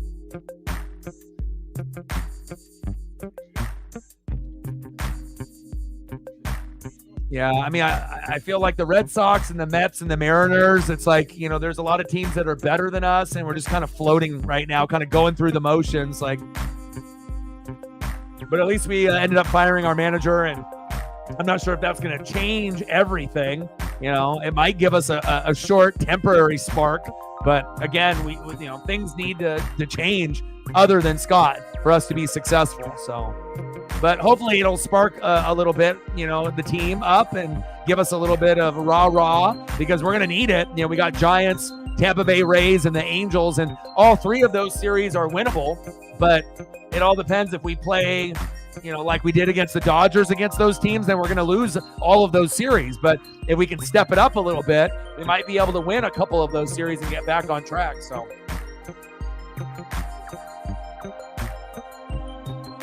yeah, it's crazy. Like my dad and my stepmom and all my friends have tats. I'm like one of the only ones. I don't have any, you know, but if I were to get one, obviously it would have to be something, you know, special. You know, whether it be like some kanji characters for like honesty, loyalty, and respect, which is really important to me. You know, if I had those on my arms or something, you know, I'm not sure. I mean, obviously I could get something like Oregon Duck related or Mariner related, you know, or one of my teams or, you know, one of my players, you know, Ken Griffey Jr., you know, on the arm or something, you know, Cal Raleigh or, you know, something old school with like Derek Brooks on the Bucks or LaMichael James or D'Anthony or, you know, or just the O with the wings. But, you know, I don't know. It's like, I think tattoos are cool.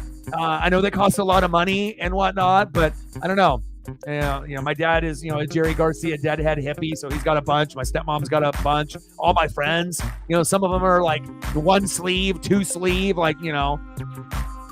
So it is kind of crazy that I don't have one, and I'm not really against them, but I don't know. Maybe I just haven't had anything special enough that talked to me, you know, or getting Paisley, you know, I would definitely tat Paisley, you know, like a, you know, self-portrait of her or her face. I would definitely put that on my body, you know, but it would have to be something special, you know, like my teams, my players, Paisley, you know, or, you know, I would probably start off with like Japanese kanji characters on my arms first. I wouldn't be doing it like on my face or my neck, you know, or, you know, certain other areas and whatnot. But I mean, honesty, loyalty, and respect are really, really big to me, you know, not only for friendships, but, you know, just in general. So maybe one day, you know, but I definitely don't have the money to, you know, get any type of meaningful tattoo at this point, but maybe in the future one day.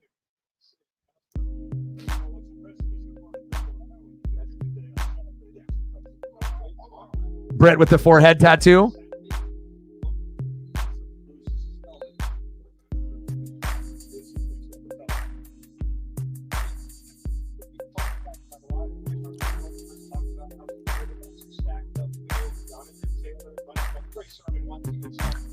Second down and 4, 10-7 Colts. Tyler Goodson out of Iowa, wheeling and dealing.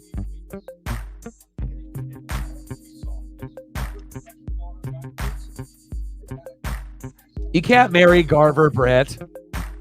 That spot is reserved for someone else, not Mitch.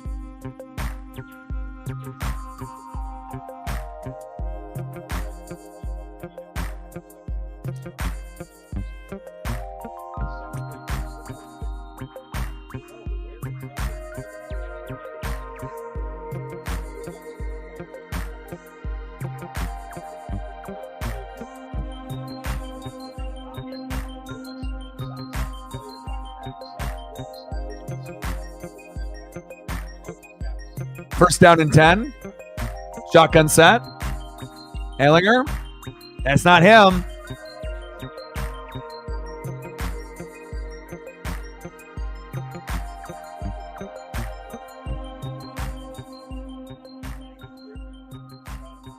That's Jason Bean out there trying to wheel and deal. Ehlinger's day is done. AR, 1 touchdown, 1 pick, but it was a pick 6 though. But it is going to be an intriguing division for sure. 3-team race, between Indy, Jacksonville, and Houston. We know Tennessee will be terrible.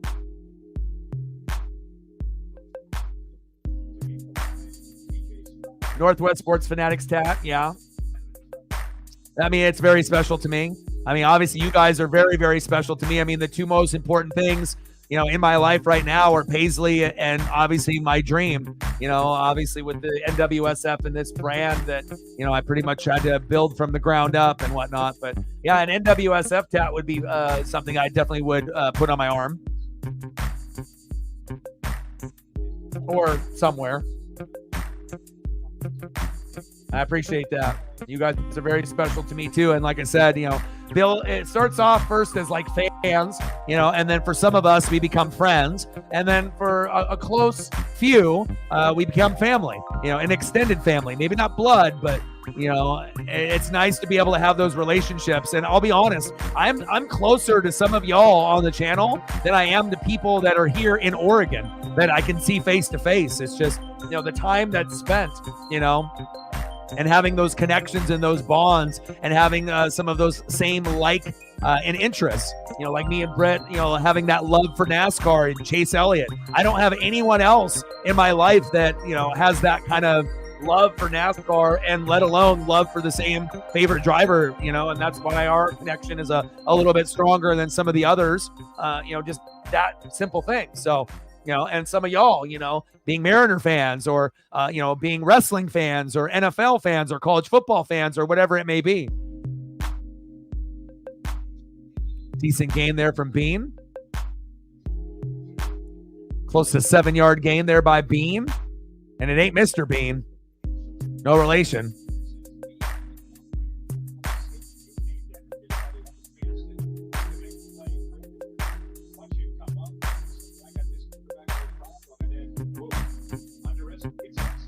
Matching Chase tats at the Chase Elliott themed wedding. Is that what's happening?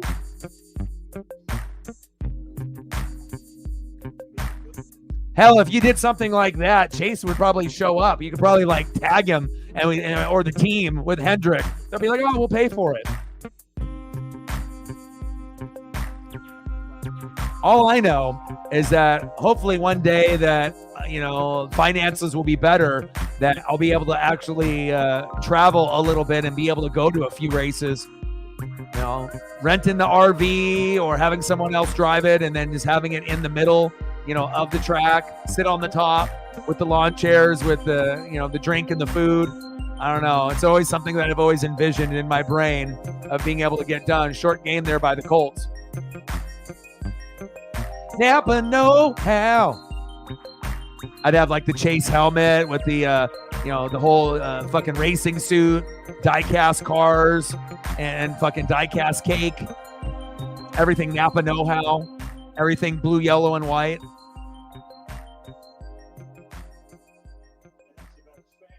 Chase Elliott as the minister. And Kiss the Bride. Napa know-how. End of the third quarter. 10-7 Colts.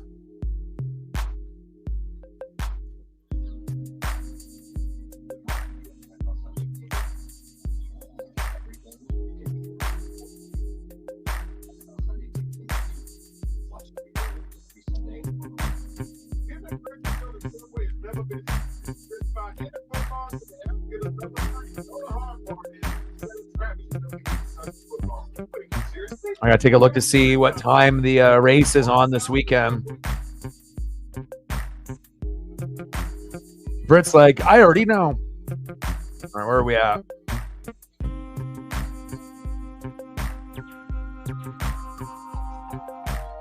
$4:30. The evening Daytona race previous winner, Chris Buescher. NASCAR Cup Series at Daytona International Speedway.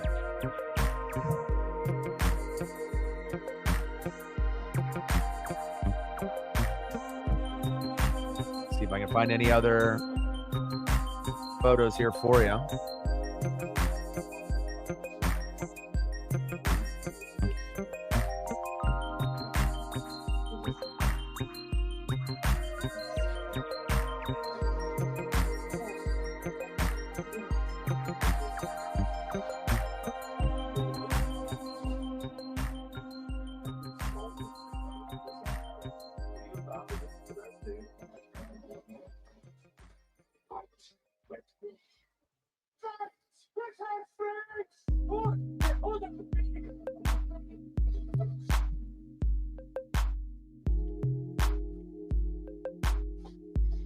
Will Rogers kind of looks like Johnny Football's cousin or something. Hopefully he'll be good. Most of these photos are just, can we get something to format here?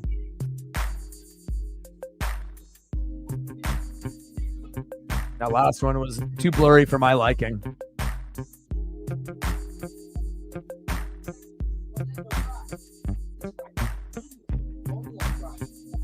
All of them. It's like, why are they so blurry, yo?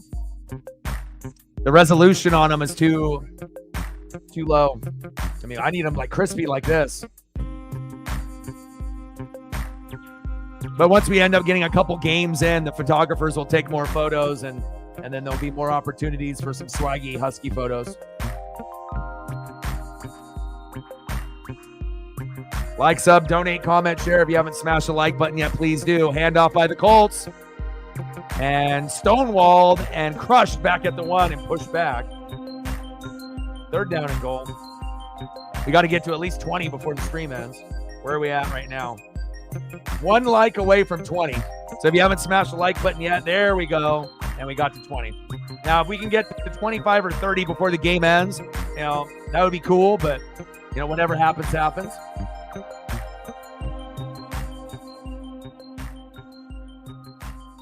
Yeah, but you gotta, to my credit, Britt, I got a lot of things on my plate. I had to take Paisley to the vet, and she's got a cone on her head from like the spider bite, diving into the end zone short.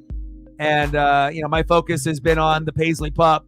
And again, I haven't been able to look too far ahead. And then we just fired our manager, Scott Service, today, and I'm trying to keep up on many, many different stories and many, many things. But normally I know the time of the race after the first race ends. I'm already plugged in, but obviously I knew it was the evening race, but you got to cut your guy a break a little bit.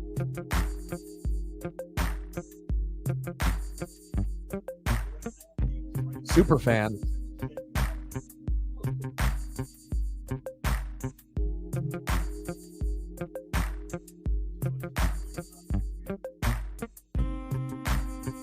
Stoppage there. Bean got crushed, and they're going to challenge to see if he got in, but see where his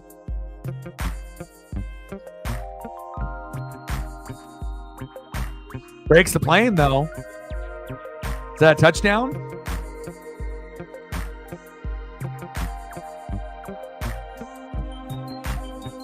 She says, I got 2 cats, a dog, and a kid. LMAO.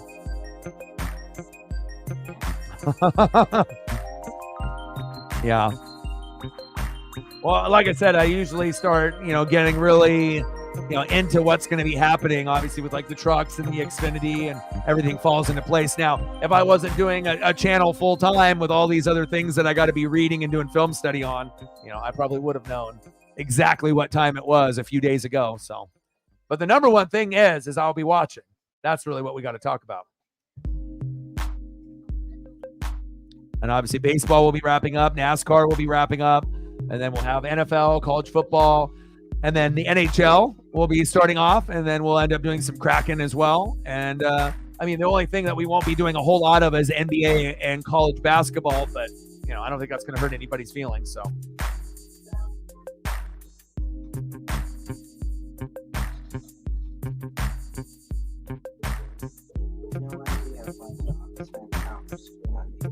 I can say nothing. point, I will help them with kind of big healthy life.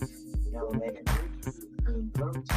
All right, let's see what's going on here in this Bears and Chiefs game while we wait for commercial break.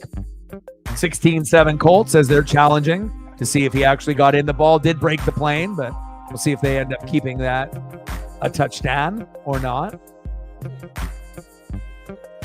And then we'll be live tomorrow for the Giants and the Mariners with Dan Wilson's debut at 7 p.m. Pacific.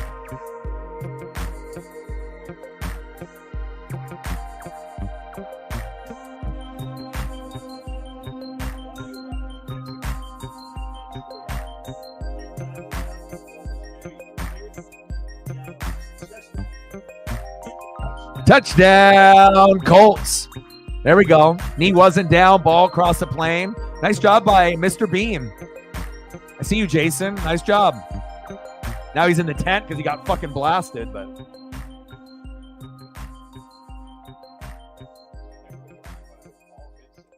She said, cat sit, dog sit, babysit them on all. Oh, props for you at the Husky. When I had my purebred Samoyed too, those were some really, really good times. We're gonna man down in the Chiefs and Bears game as everyone goes down to a knee. Hopefully it's not serious and they have to go get the stretcher. Extra point is up and it's good. Colts 17, Bengals 7.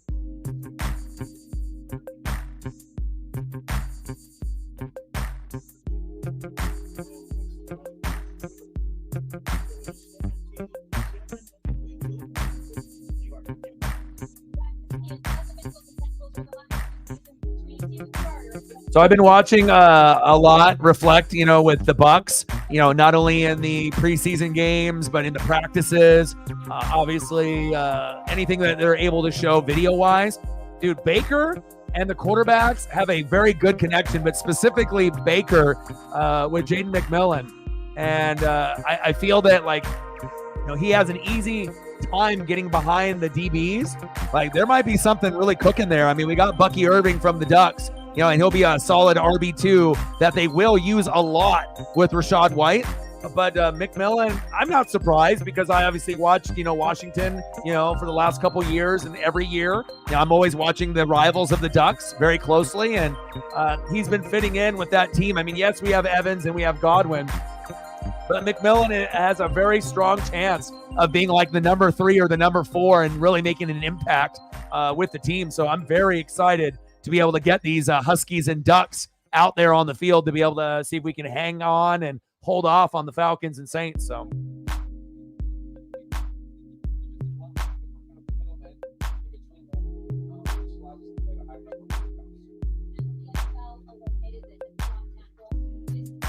nice tackle there by the Colts. Yeah, I mean, I going to games, I have fun. If I go with my boy Justin, I don't even care if we sit in the 100 or the 200 or the 300 at Moda. Every seat is really, really nice. It's a good vibe. I can always find, kids at the game and buy them something, high five, chest bump, and just interact and just enjoy, what we're seeing. But I don't know. I just watching the games on TV, it's tough, dude. And there's no Damian Lillard anymore. I do like Shaden Sharp and whatnot, but again, they're not making it easy for local fans to watch the games. It's not like on local TV. And now they're moving away from Root. And who knows if they're going to be on a streaming platform. They should just be on KGW8 so that way that everyone that wants to watch can. But they have lost a lot of fans in the last couple years just based on their agreement with Root and what they're doing there as far as marketing and trying to have this product hard to watch and whatnot. But again, I do enjoy going to the 1 or 2 games in person a year that I do go to. But on TV, I don't know, man. It's different if you're a Celtic fan like you, or if you're a fan of the Bucks with Giannis and Dame, then it would be a little bit easier to watch. But if you're not a fan of one of the top 5 teams in the NBA, it's, with superstar players, it's kind of a hit or miss and typically a miss. I could think of about a million things I would rather do than watch an NBA game or a college basketball game. But I do appreciate that you did enjoy. And there is going to be a time where there might be, it's either hockey or basketball, and there might be a time where, maybe I do a Blazer game, or maybe I do a good matchup with like Boston and, LA or something like that. But I can't fake it. You know what I mean? Like for me, I'm not a fake person, and I can't just like pretend that I'm enjoying something just for you guys. Like if I'm going to be doing a stream, I have to like actually enjoy what I'm watching. I don't want to sit through 2 or 3 hours of something that I genuinely hate. I can't put on a fake smile. Like I was telling people before, even if someone would said, hey, we'll pay you $100, to do the Blazer game or I still wouldn't do it. It's just, again, I need the $100, but I don't want to sit there and fake smile and act like I'm having fun for 2 or 3 hours when I'm not. So maybe one day college hoops and the NBA will be good, but obviously I got spoiled by watching it in the 80s and 90s, and it's just not that fun for me anymore unless I go in person. 17-7. Colts up on the Bengals, 2nd down and 8. See if Cincinnati can get a touchdown here to kind of get closer to this 10-point lead getting reduced.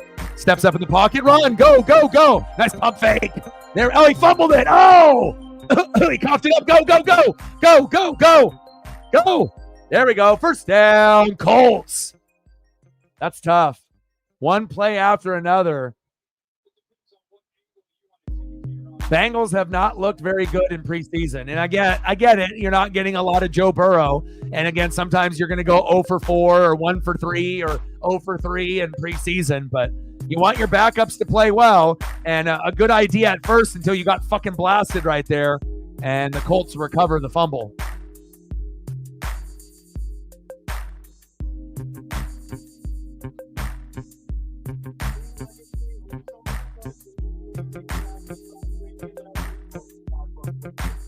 Chicago 20, Kansas City 7.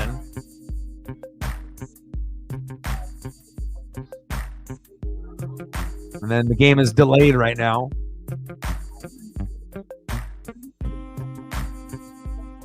Bagent, Santos, Steele, Santos, and Stewart. Chiefs about to go 0-3. Bears about to go 4-0. But obviously we know for some preseason numbers it doesn't mean anything, since you're not implementing Patrick Mahomes, Travis Kelce, or a lot of those starters. So, but it definitely gives you an idea of like depth and rookies. They got a player on a stretcher. Holy shit, that's not good. Prayers up to whoever that is on the stretcher in the Bears-Chiefs game. Everyone's down on one knee. Prayers up for him. 23-77 to go.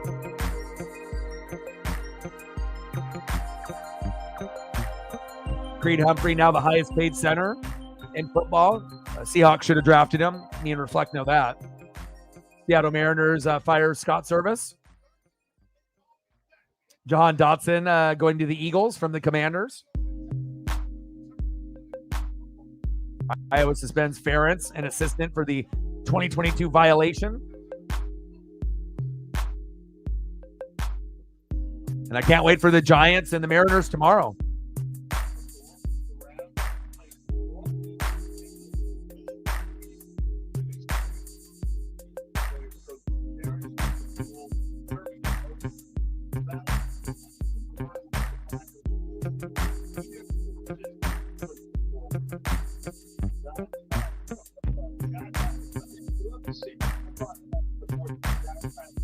First down and 10. Handoff there to the Chiefs. Ooh, nice hit by the Bears. You got to protect the football here, especially once you're like 10 yards down the field. You got to protect it at all costs. 2 hands, and you got fucking blasted. Logan Woodside, come on, brother.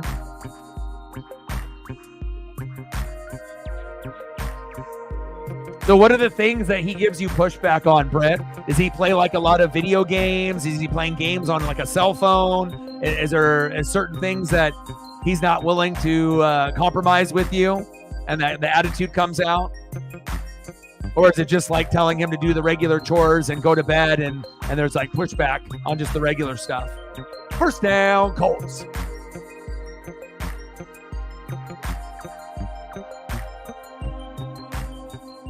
Jay in the building. What's good?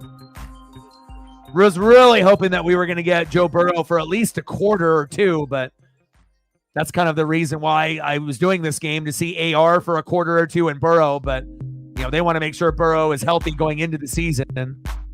But it would have been cool still to see him for like a half, you know, for them to go at it. We would have a little bit higher of a score than we do right now.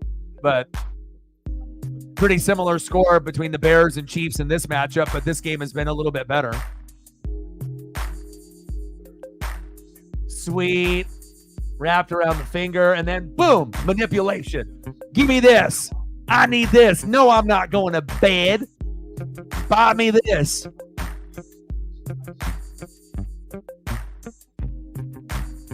But it sounds like for the most part, though, pretty sweet, though. So 2nd down and 7. Shotgun set. Little flip, check down. Big hit. Now you got Slovis in the game. They're on their 4th quarterback when the Bengals are only on their original 1st quarterback. I would like to see another quarterback come in for the Bengals to see a little bit of depth behind Burrow. Stop playing, eat dinner, take a shower, brush teeth. Yeah. She said everything in caps. Literally everything. 3rd down and 2 for Indy. We're in the 4th quarter now with less than 11 minutes to go. But, you know, even though the score is low and 17-7, I've enjoyed this game. It's been good. We got a pick 6 on Richardson early on, and you've been able to see some, aggressive play. And both these teams are trying. I mean, I get it. It's the last preseason game, but it's all about effort to me. You know, not only in relationships, regardless if it's with like family, friends, boyfriend, girlfriend, effort in games for my favorite teams, athletes. Effort is sexy. I need to be able to see that effort, and again, sometimes, when you see body language and you can see the eyes and the shoulders, you can definitely tell, when people have given up, on something or someone, right? But it's like nice to be able to see, effort throughout a whole game. But again, with the Mariners lately, when you get blasted game in and game out, you can definitely tell the guys that have given up and they're waiting for dinner. Oh, I need to have a glass of wine, or I'm going to meet up with this person later, or I can't wait to get on the plane to get back home. I get it. It's a long season, 162 games, but I'm always paying attention to see who is battling in adversity. And those are my kind of character guys. And I like being able to find those type of people, when adversity strikes, how do you act? And you can really learn a lot about someone's character and what they're about when times are tough. Anybody can be happy when things are going right and going good, but how about when shit's hitting the fan? How do you act? How do you react? And I like being able to see those types of people. Chiefs down the sideline. Touchdown, Kansas City. Wow. Miller. I wonder if that's going to count. Yeah, thank God.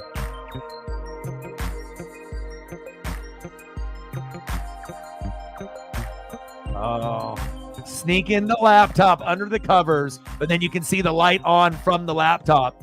I know you're on the laptop. You just don't got lights under there for nothing.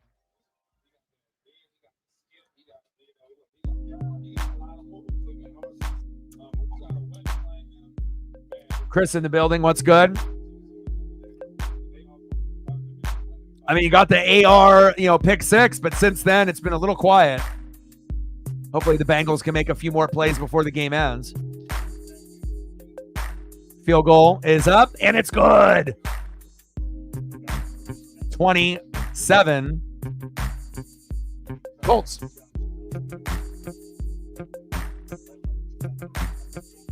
And it looks like that Chief touchdown got called back.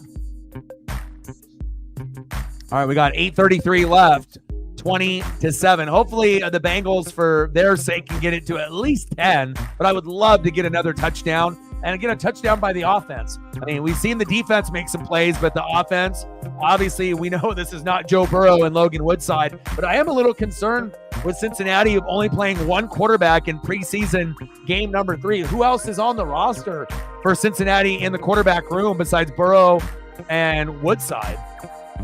That's a little concerning. I mean, obviously you want Joe to be the only quarterback playing, throughout the season, no doubt.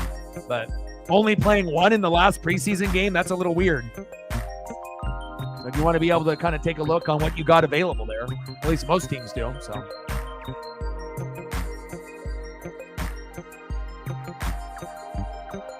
Chris is ready. Blue 32! Blue 32! Omaha! All right, let's see where we're at on the likes now. All right, we need 4 more to get to 25. If you haven't smashed the like button yet, please do. Now we're at 22. Thank you so much. We need 3 more to hit the goal before the game ends. It'd be good to be at least, we're not going to be able to get to 30, but maybe 25. 3 more would be great.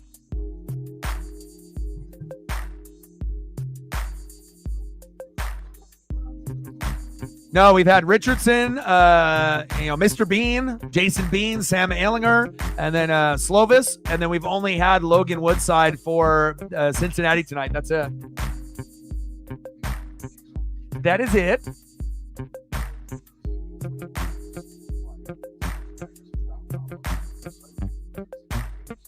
I'm about to look it up.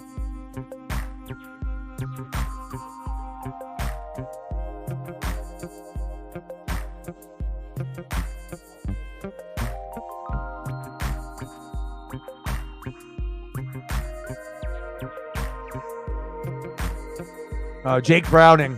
I was going to say, why didn't we get Browning out there? Unless he's hurt. Because Browning is much better than, obviously, what we're getting here out of Woodside. And we actually saw Jake actually kind of sling it a little bit last year, too. There's definitely a little bit of a skill set with Jake Browning.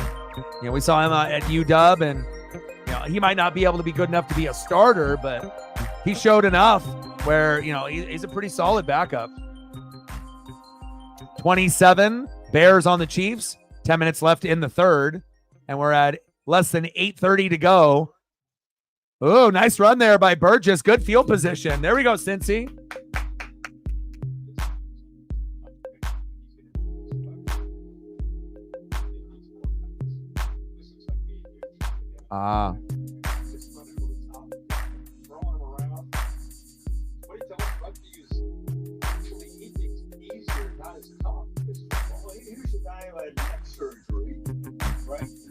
Washington said, we can't put you on the roster. Too much of a medical issue. And then to work his way back. And then Rippin, Bajent, Reed, Oladukin.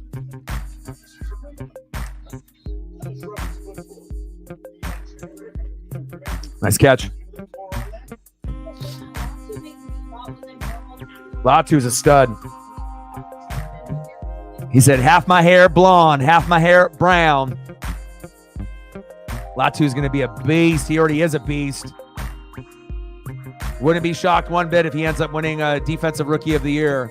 Colts got a gem in that one. And they got Mitchell on the other side in the draft, too, the wide receiver from Texas. They had a solid draft. Good tackle there by Indy.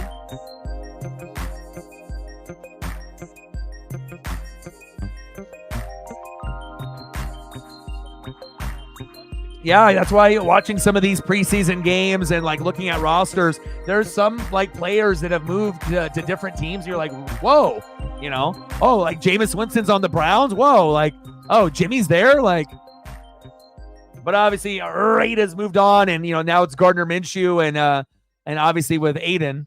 So they're Aiden O'Connell, so they're going that route. Oh, nice, broke that tackle, and another one. First down, Bengals. There we go. Now you have a reason to watch the Rams, Brett. You got all the handsome quarterbacks you got to keep your eyes on, right?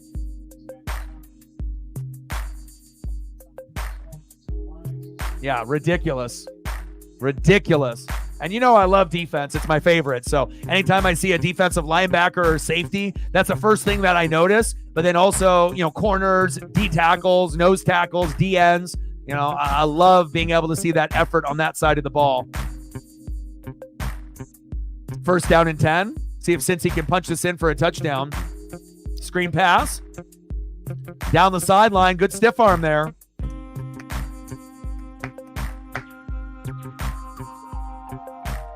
Rams will be fun to watch. No Aaron Donald, but it'll be competitive with the Seahawks and the Niners. Puka, Kyron, Cooper Kupp. I mean, offense is still going to be able to wheel and deal. As the real question is going to be the defense for the Rams. 2nd down and 4, 20-7 Colts. Bengals starting to move the football finally here on offense. Now, if you ended up having Jake Browning, the score might be 20-20 right now, if we're being honest. Or it would be 2017. It would be a lot closer.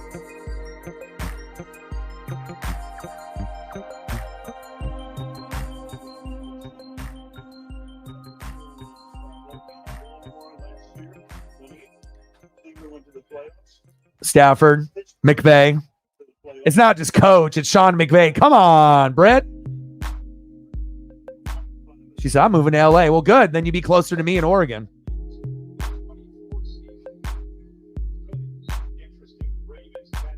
Your boy is waiting.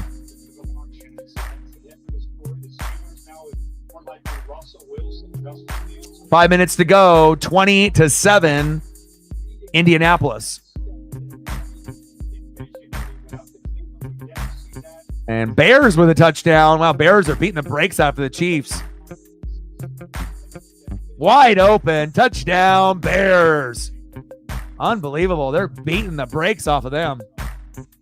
Little screen pass. Got to have a better throw than that.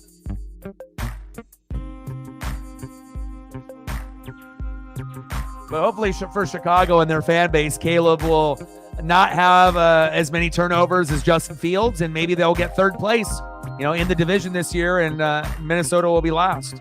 I feel bad for Kevin O'Connell and that, coaching tree from McVay, but again, picking J.J. McCarthy serves you right. That was the wrong player. I'm moving to you to swoop you off your feet.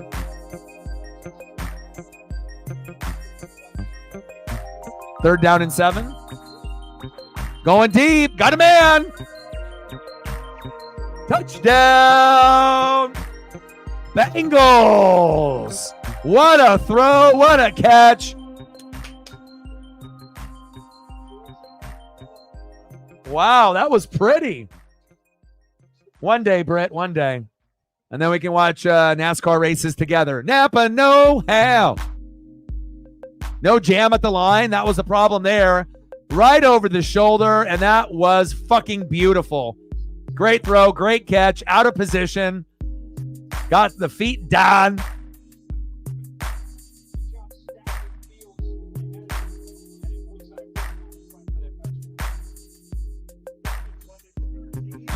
You ask for a touchdown, you get a touchdown. Sometimes the sports gods, they just got to hear it, right? And again, I've been waiting for that offensive touchdown from Cincinnati all night, and there we go. Great play, man. Definitely a much more competitive and more exciting game, obviously, here in Cincinnati tonight. Obviously, you would have liked to see the offense produce a little bit more, but, for a 2014 game, pretty good. I mean, besides me just taking the day off and doing nothing and just watching these games. There we go. Any other photos or anything that you end up wanting? Reflect, I got you, if he's back.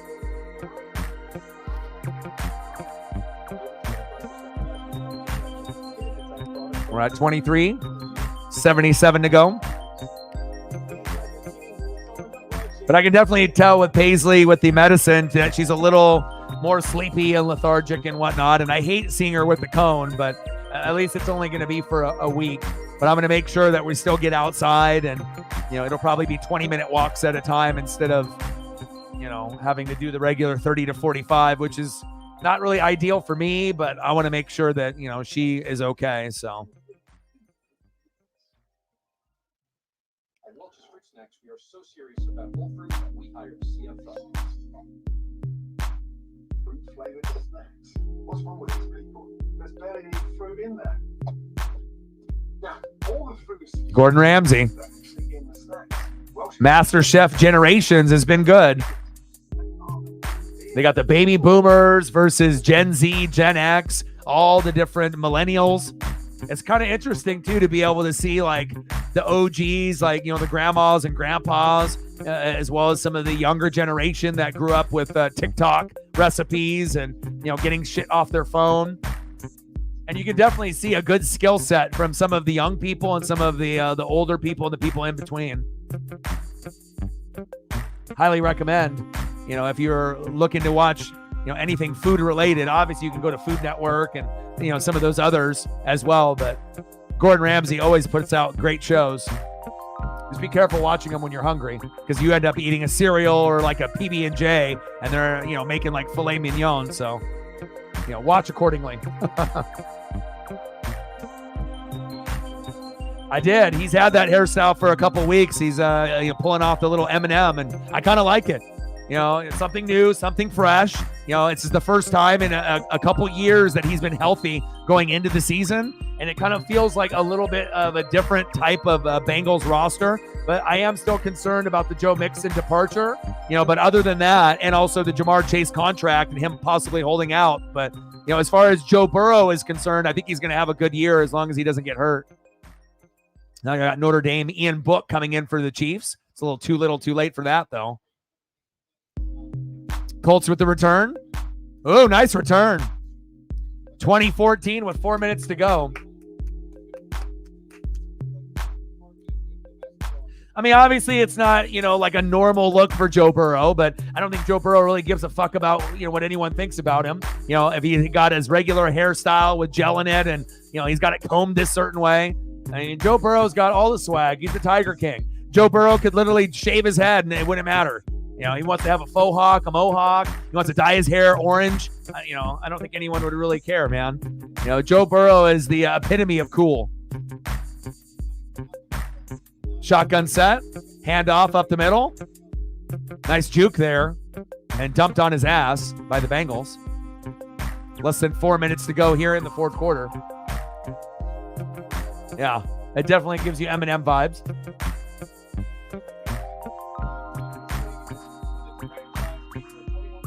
And Burrow is, you know, with Jamar, with the fashion, usually he has like Jamar and other guys, his friends, you know, give him the proper swag and the gear for, you know. I mean, it's always good to be able to have friends that know how to dress to help you out. 2nd down and 6 with 3:20 to go in the fourth, 2014 Colts. Handoff. And stuffed at the line of scrimmage by the Bengals. Good defense there.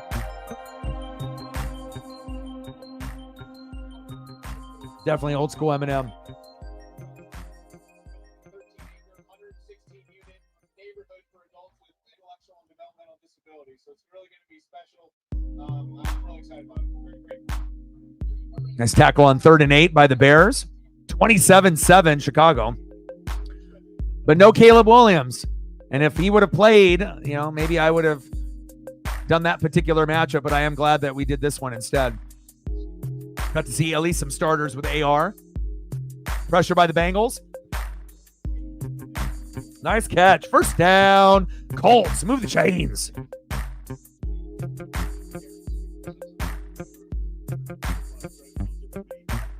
Getting close to the 2-minute warning. Very excited for Dan Wilson tomorrow. Giants Mariners, 7 p.m. Pacific. Hopefully you guys will be there to be able to hang out with me. And hopefully we can get back to our winning ways. Treadwell with that nice catch. And it's been miserable on that road trip, so the Mariner fan base, you know, is going to be excited with the Scott Service departure, but, you know, we need it to equate to some wins, though. All right, 2-minute warning.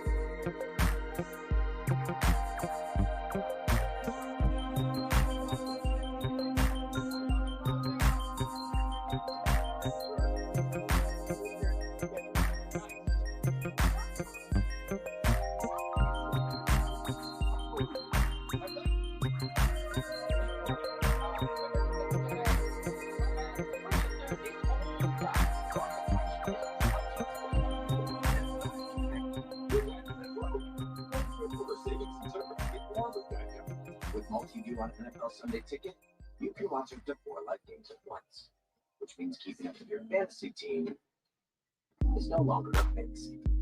NFL NFL Sunday Ticket and YouTube TV. Watch every game, every Sunday. Getting a fresh deal at Subway has never been easier. Just buy any football in the app, get another free. The only hard part is telling Travis he doesn't get the. But this is who I'm excited for. Reflect's team and Megan's team and my boy Marcos. I got to see Byron Murphy dominate. And again, I haven't seen a guy like him in a while. You know, we got one in Tampa with Vita Vea, but, you know, anytime you can end up getting a guy that can play D tackle, nose tackle, and dominate and get double and triple teams, that's exciting. And he seems like he's the real deal. And if he ends up being, you know, that Vita Vea, Aaron Donald for the Hawks, that's going to be a big piece for them to compete with the Niners and Rams. Definitely excited to see his development. Texas has been putting out some good quality in the last few years.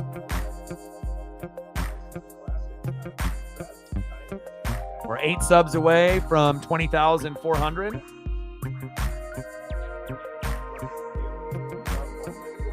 Let's take a look at the scores on the baseball side today. All right, we got Mets 2, Padres 0. Elliott is probably screaming at the TV. Hopefully the Padres will come back. Yankees 6, Guardians 0. That's surprising. Aaron Judge is a freak. He's an alien like Shohei Ohtani. They're incredible. Nationals 8, Rockies 3.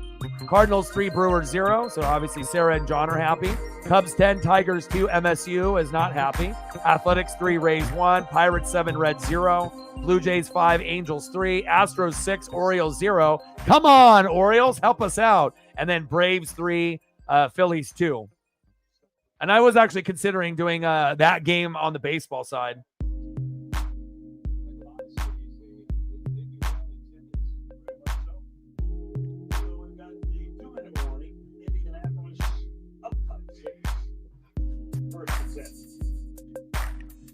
Handoff up the middle on first down and 10.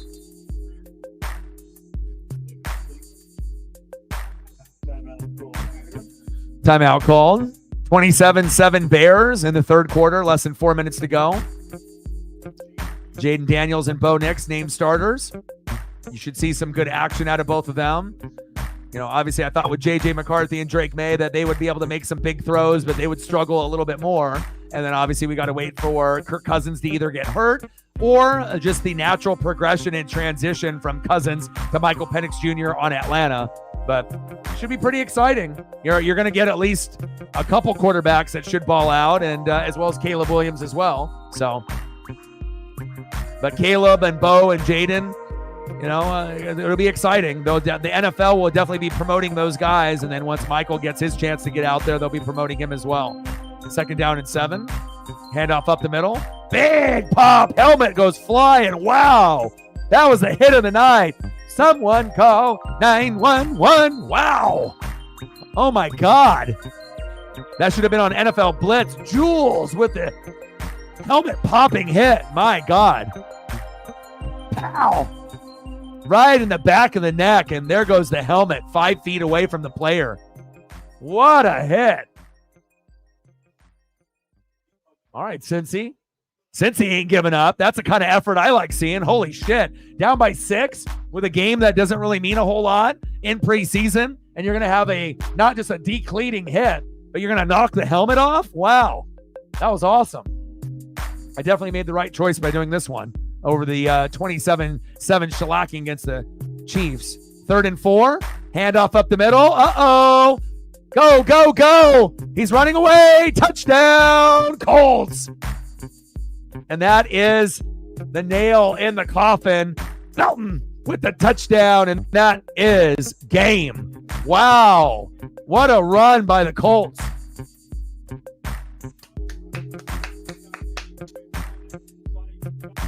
Yes, one day. You know it.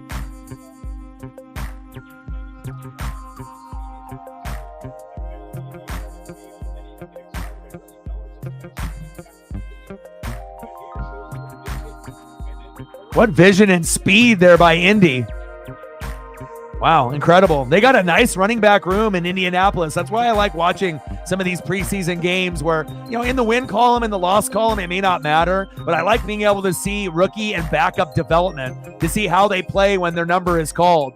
And even though they might not get to see the field in the regular season that much unless there's an injury or two, it's nice to be able to see guys like Felton, show what they can do. But not only Felton, but also Goodson. He had nice little, carries for this Colt team as well. What's Burrow going to do? What are the Bills going to do? And All right, we got less than 2 minutes to go. Like, sub, donate, comment, share. If you haven't smashed the like button yet, please do. Let's see where we're at. We need 2 more likes for to hit the final goal. We're at 23. Now we're at 24, my favorite number, Ken Griffey Jr. Now we need 1 more like to get to 25, and that'll be the final number of the night if we can get that. 6 more to get to 30, but I don't think we have enough time to get to that. But I think we do have enough people in the room and people that are stopping by to get at least 1 more to hit 25. So.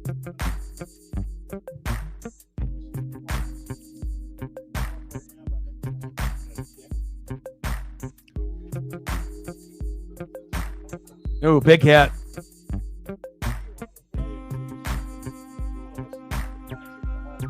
Patrick Mahomes with the behind-the-back pass. They can definitely implement that. But obviously, if he throws that and it gets intercepted for a pick 6, then Andy Reid will tell him never do that again. But no surprise. I mean, I've seen Dan Marino go behind the back 40 yards back in the 80s and 90s, so it's not like he's the first person, to do something like that. Well, maybe, in a preseason game, but all the alt accounts, all your burner accounts, huh? And the Bengals with the kneel down.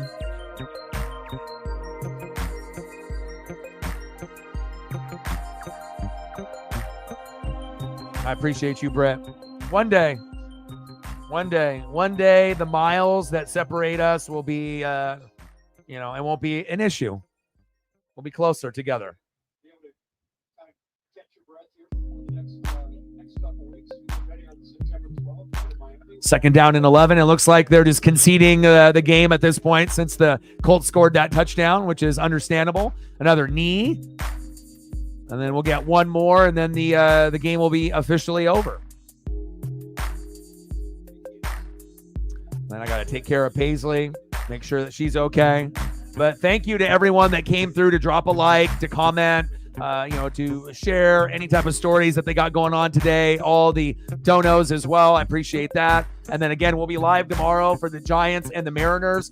Freshly firing Scott Service today after being our coach for 9 years and only 1 playoff appearance. So it's kind of nice that we're starting with someone new. And on top of that, we're going to have Dan Wilson is our most beloved catcher in Mariner history, besides now Cal Raleigh, who's better than him. But not a lot of experience for Dan, but as an interim coach, we'll take it. Anything is better than Scott at this point. And final score, Colts 27, Bengals 14. And again, 27-7. Bears on the Chiefs. So I love you guys, and I appreciate you guys very, very much. I hope you guys enjoyed the broadcast. I know some of y'all, obviously this is preseason, and we understand that, some of these matchups don't necessarily matter in the win and loss column, but I like to be able to see the rookies and the backups, and it was actually a pretty entertaining matchup, more entertaining than you can say than maybe the Bears and the Chiefs game. So I love you guys, and I appreciate you guys very, very much. Again, Giants and Mariners tomorrow at 7 p.m. Pacific, and I got one question for you. Who talks sports like us? Your boy Orion, Northwest Sports Fanatics, and I'm out. Gang.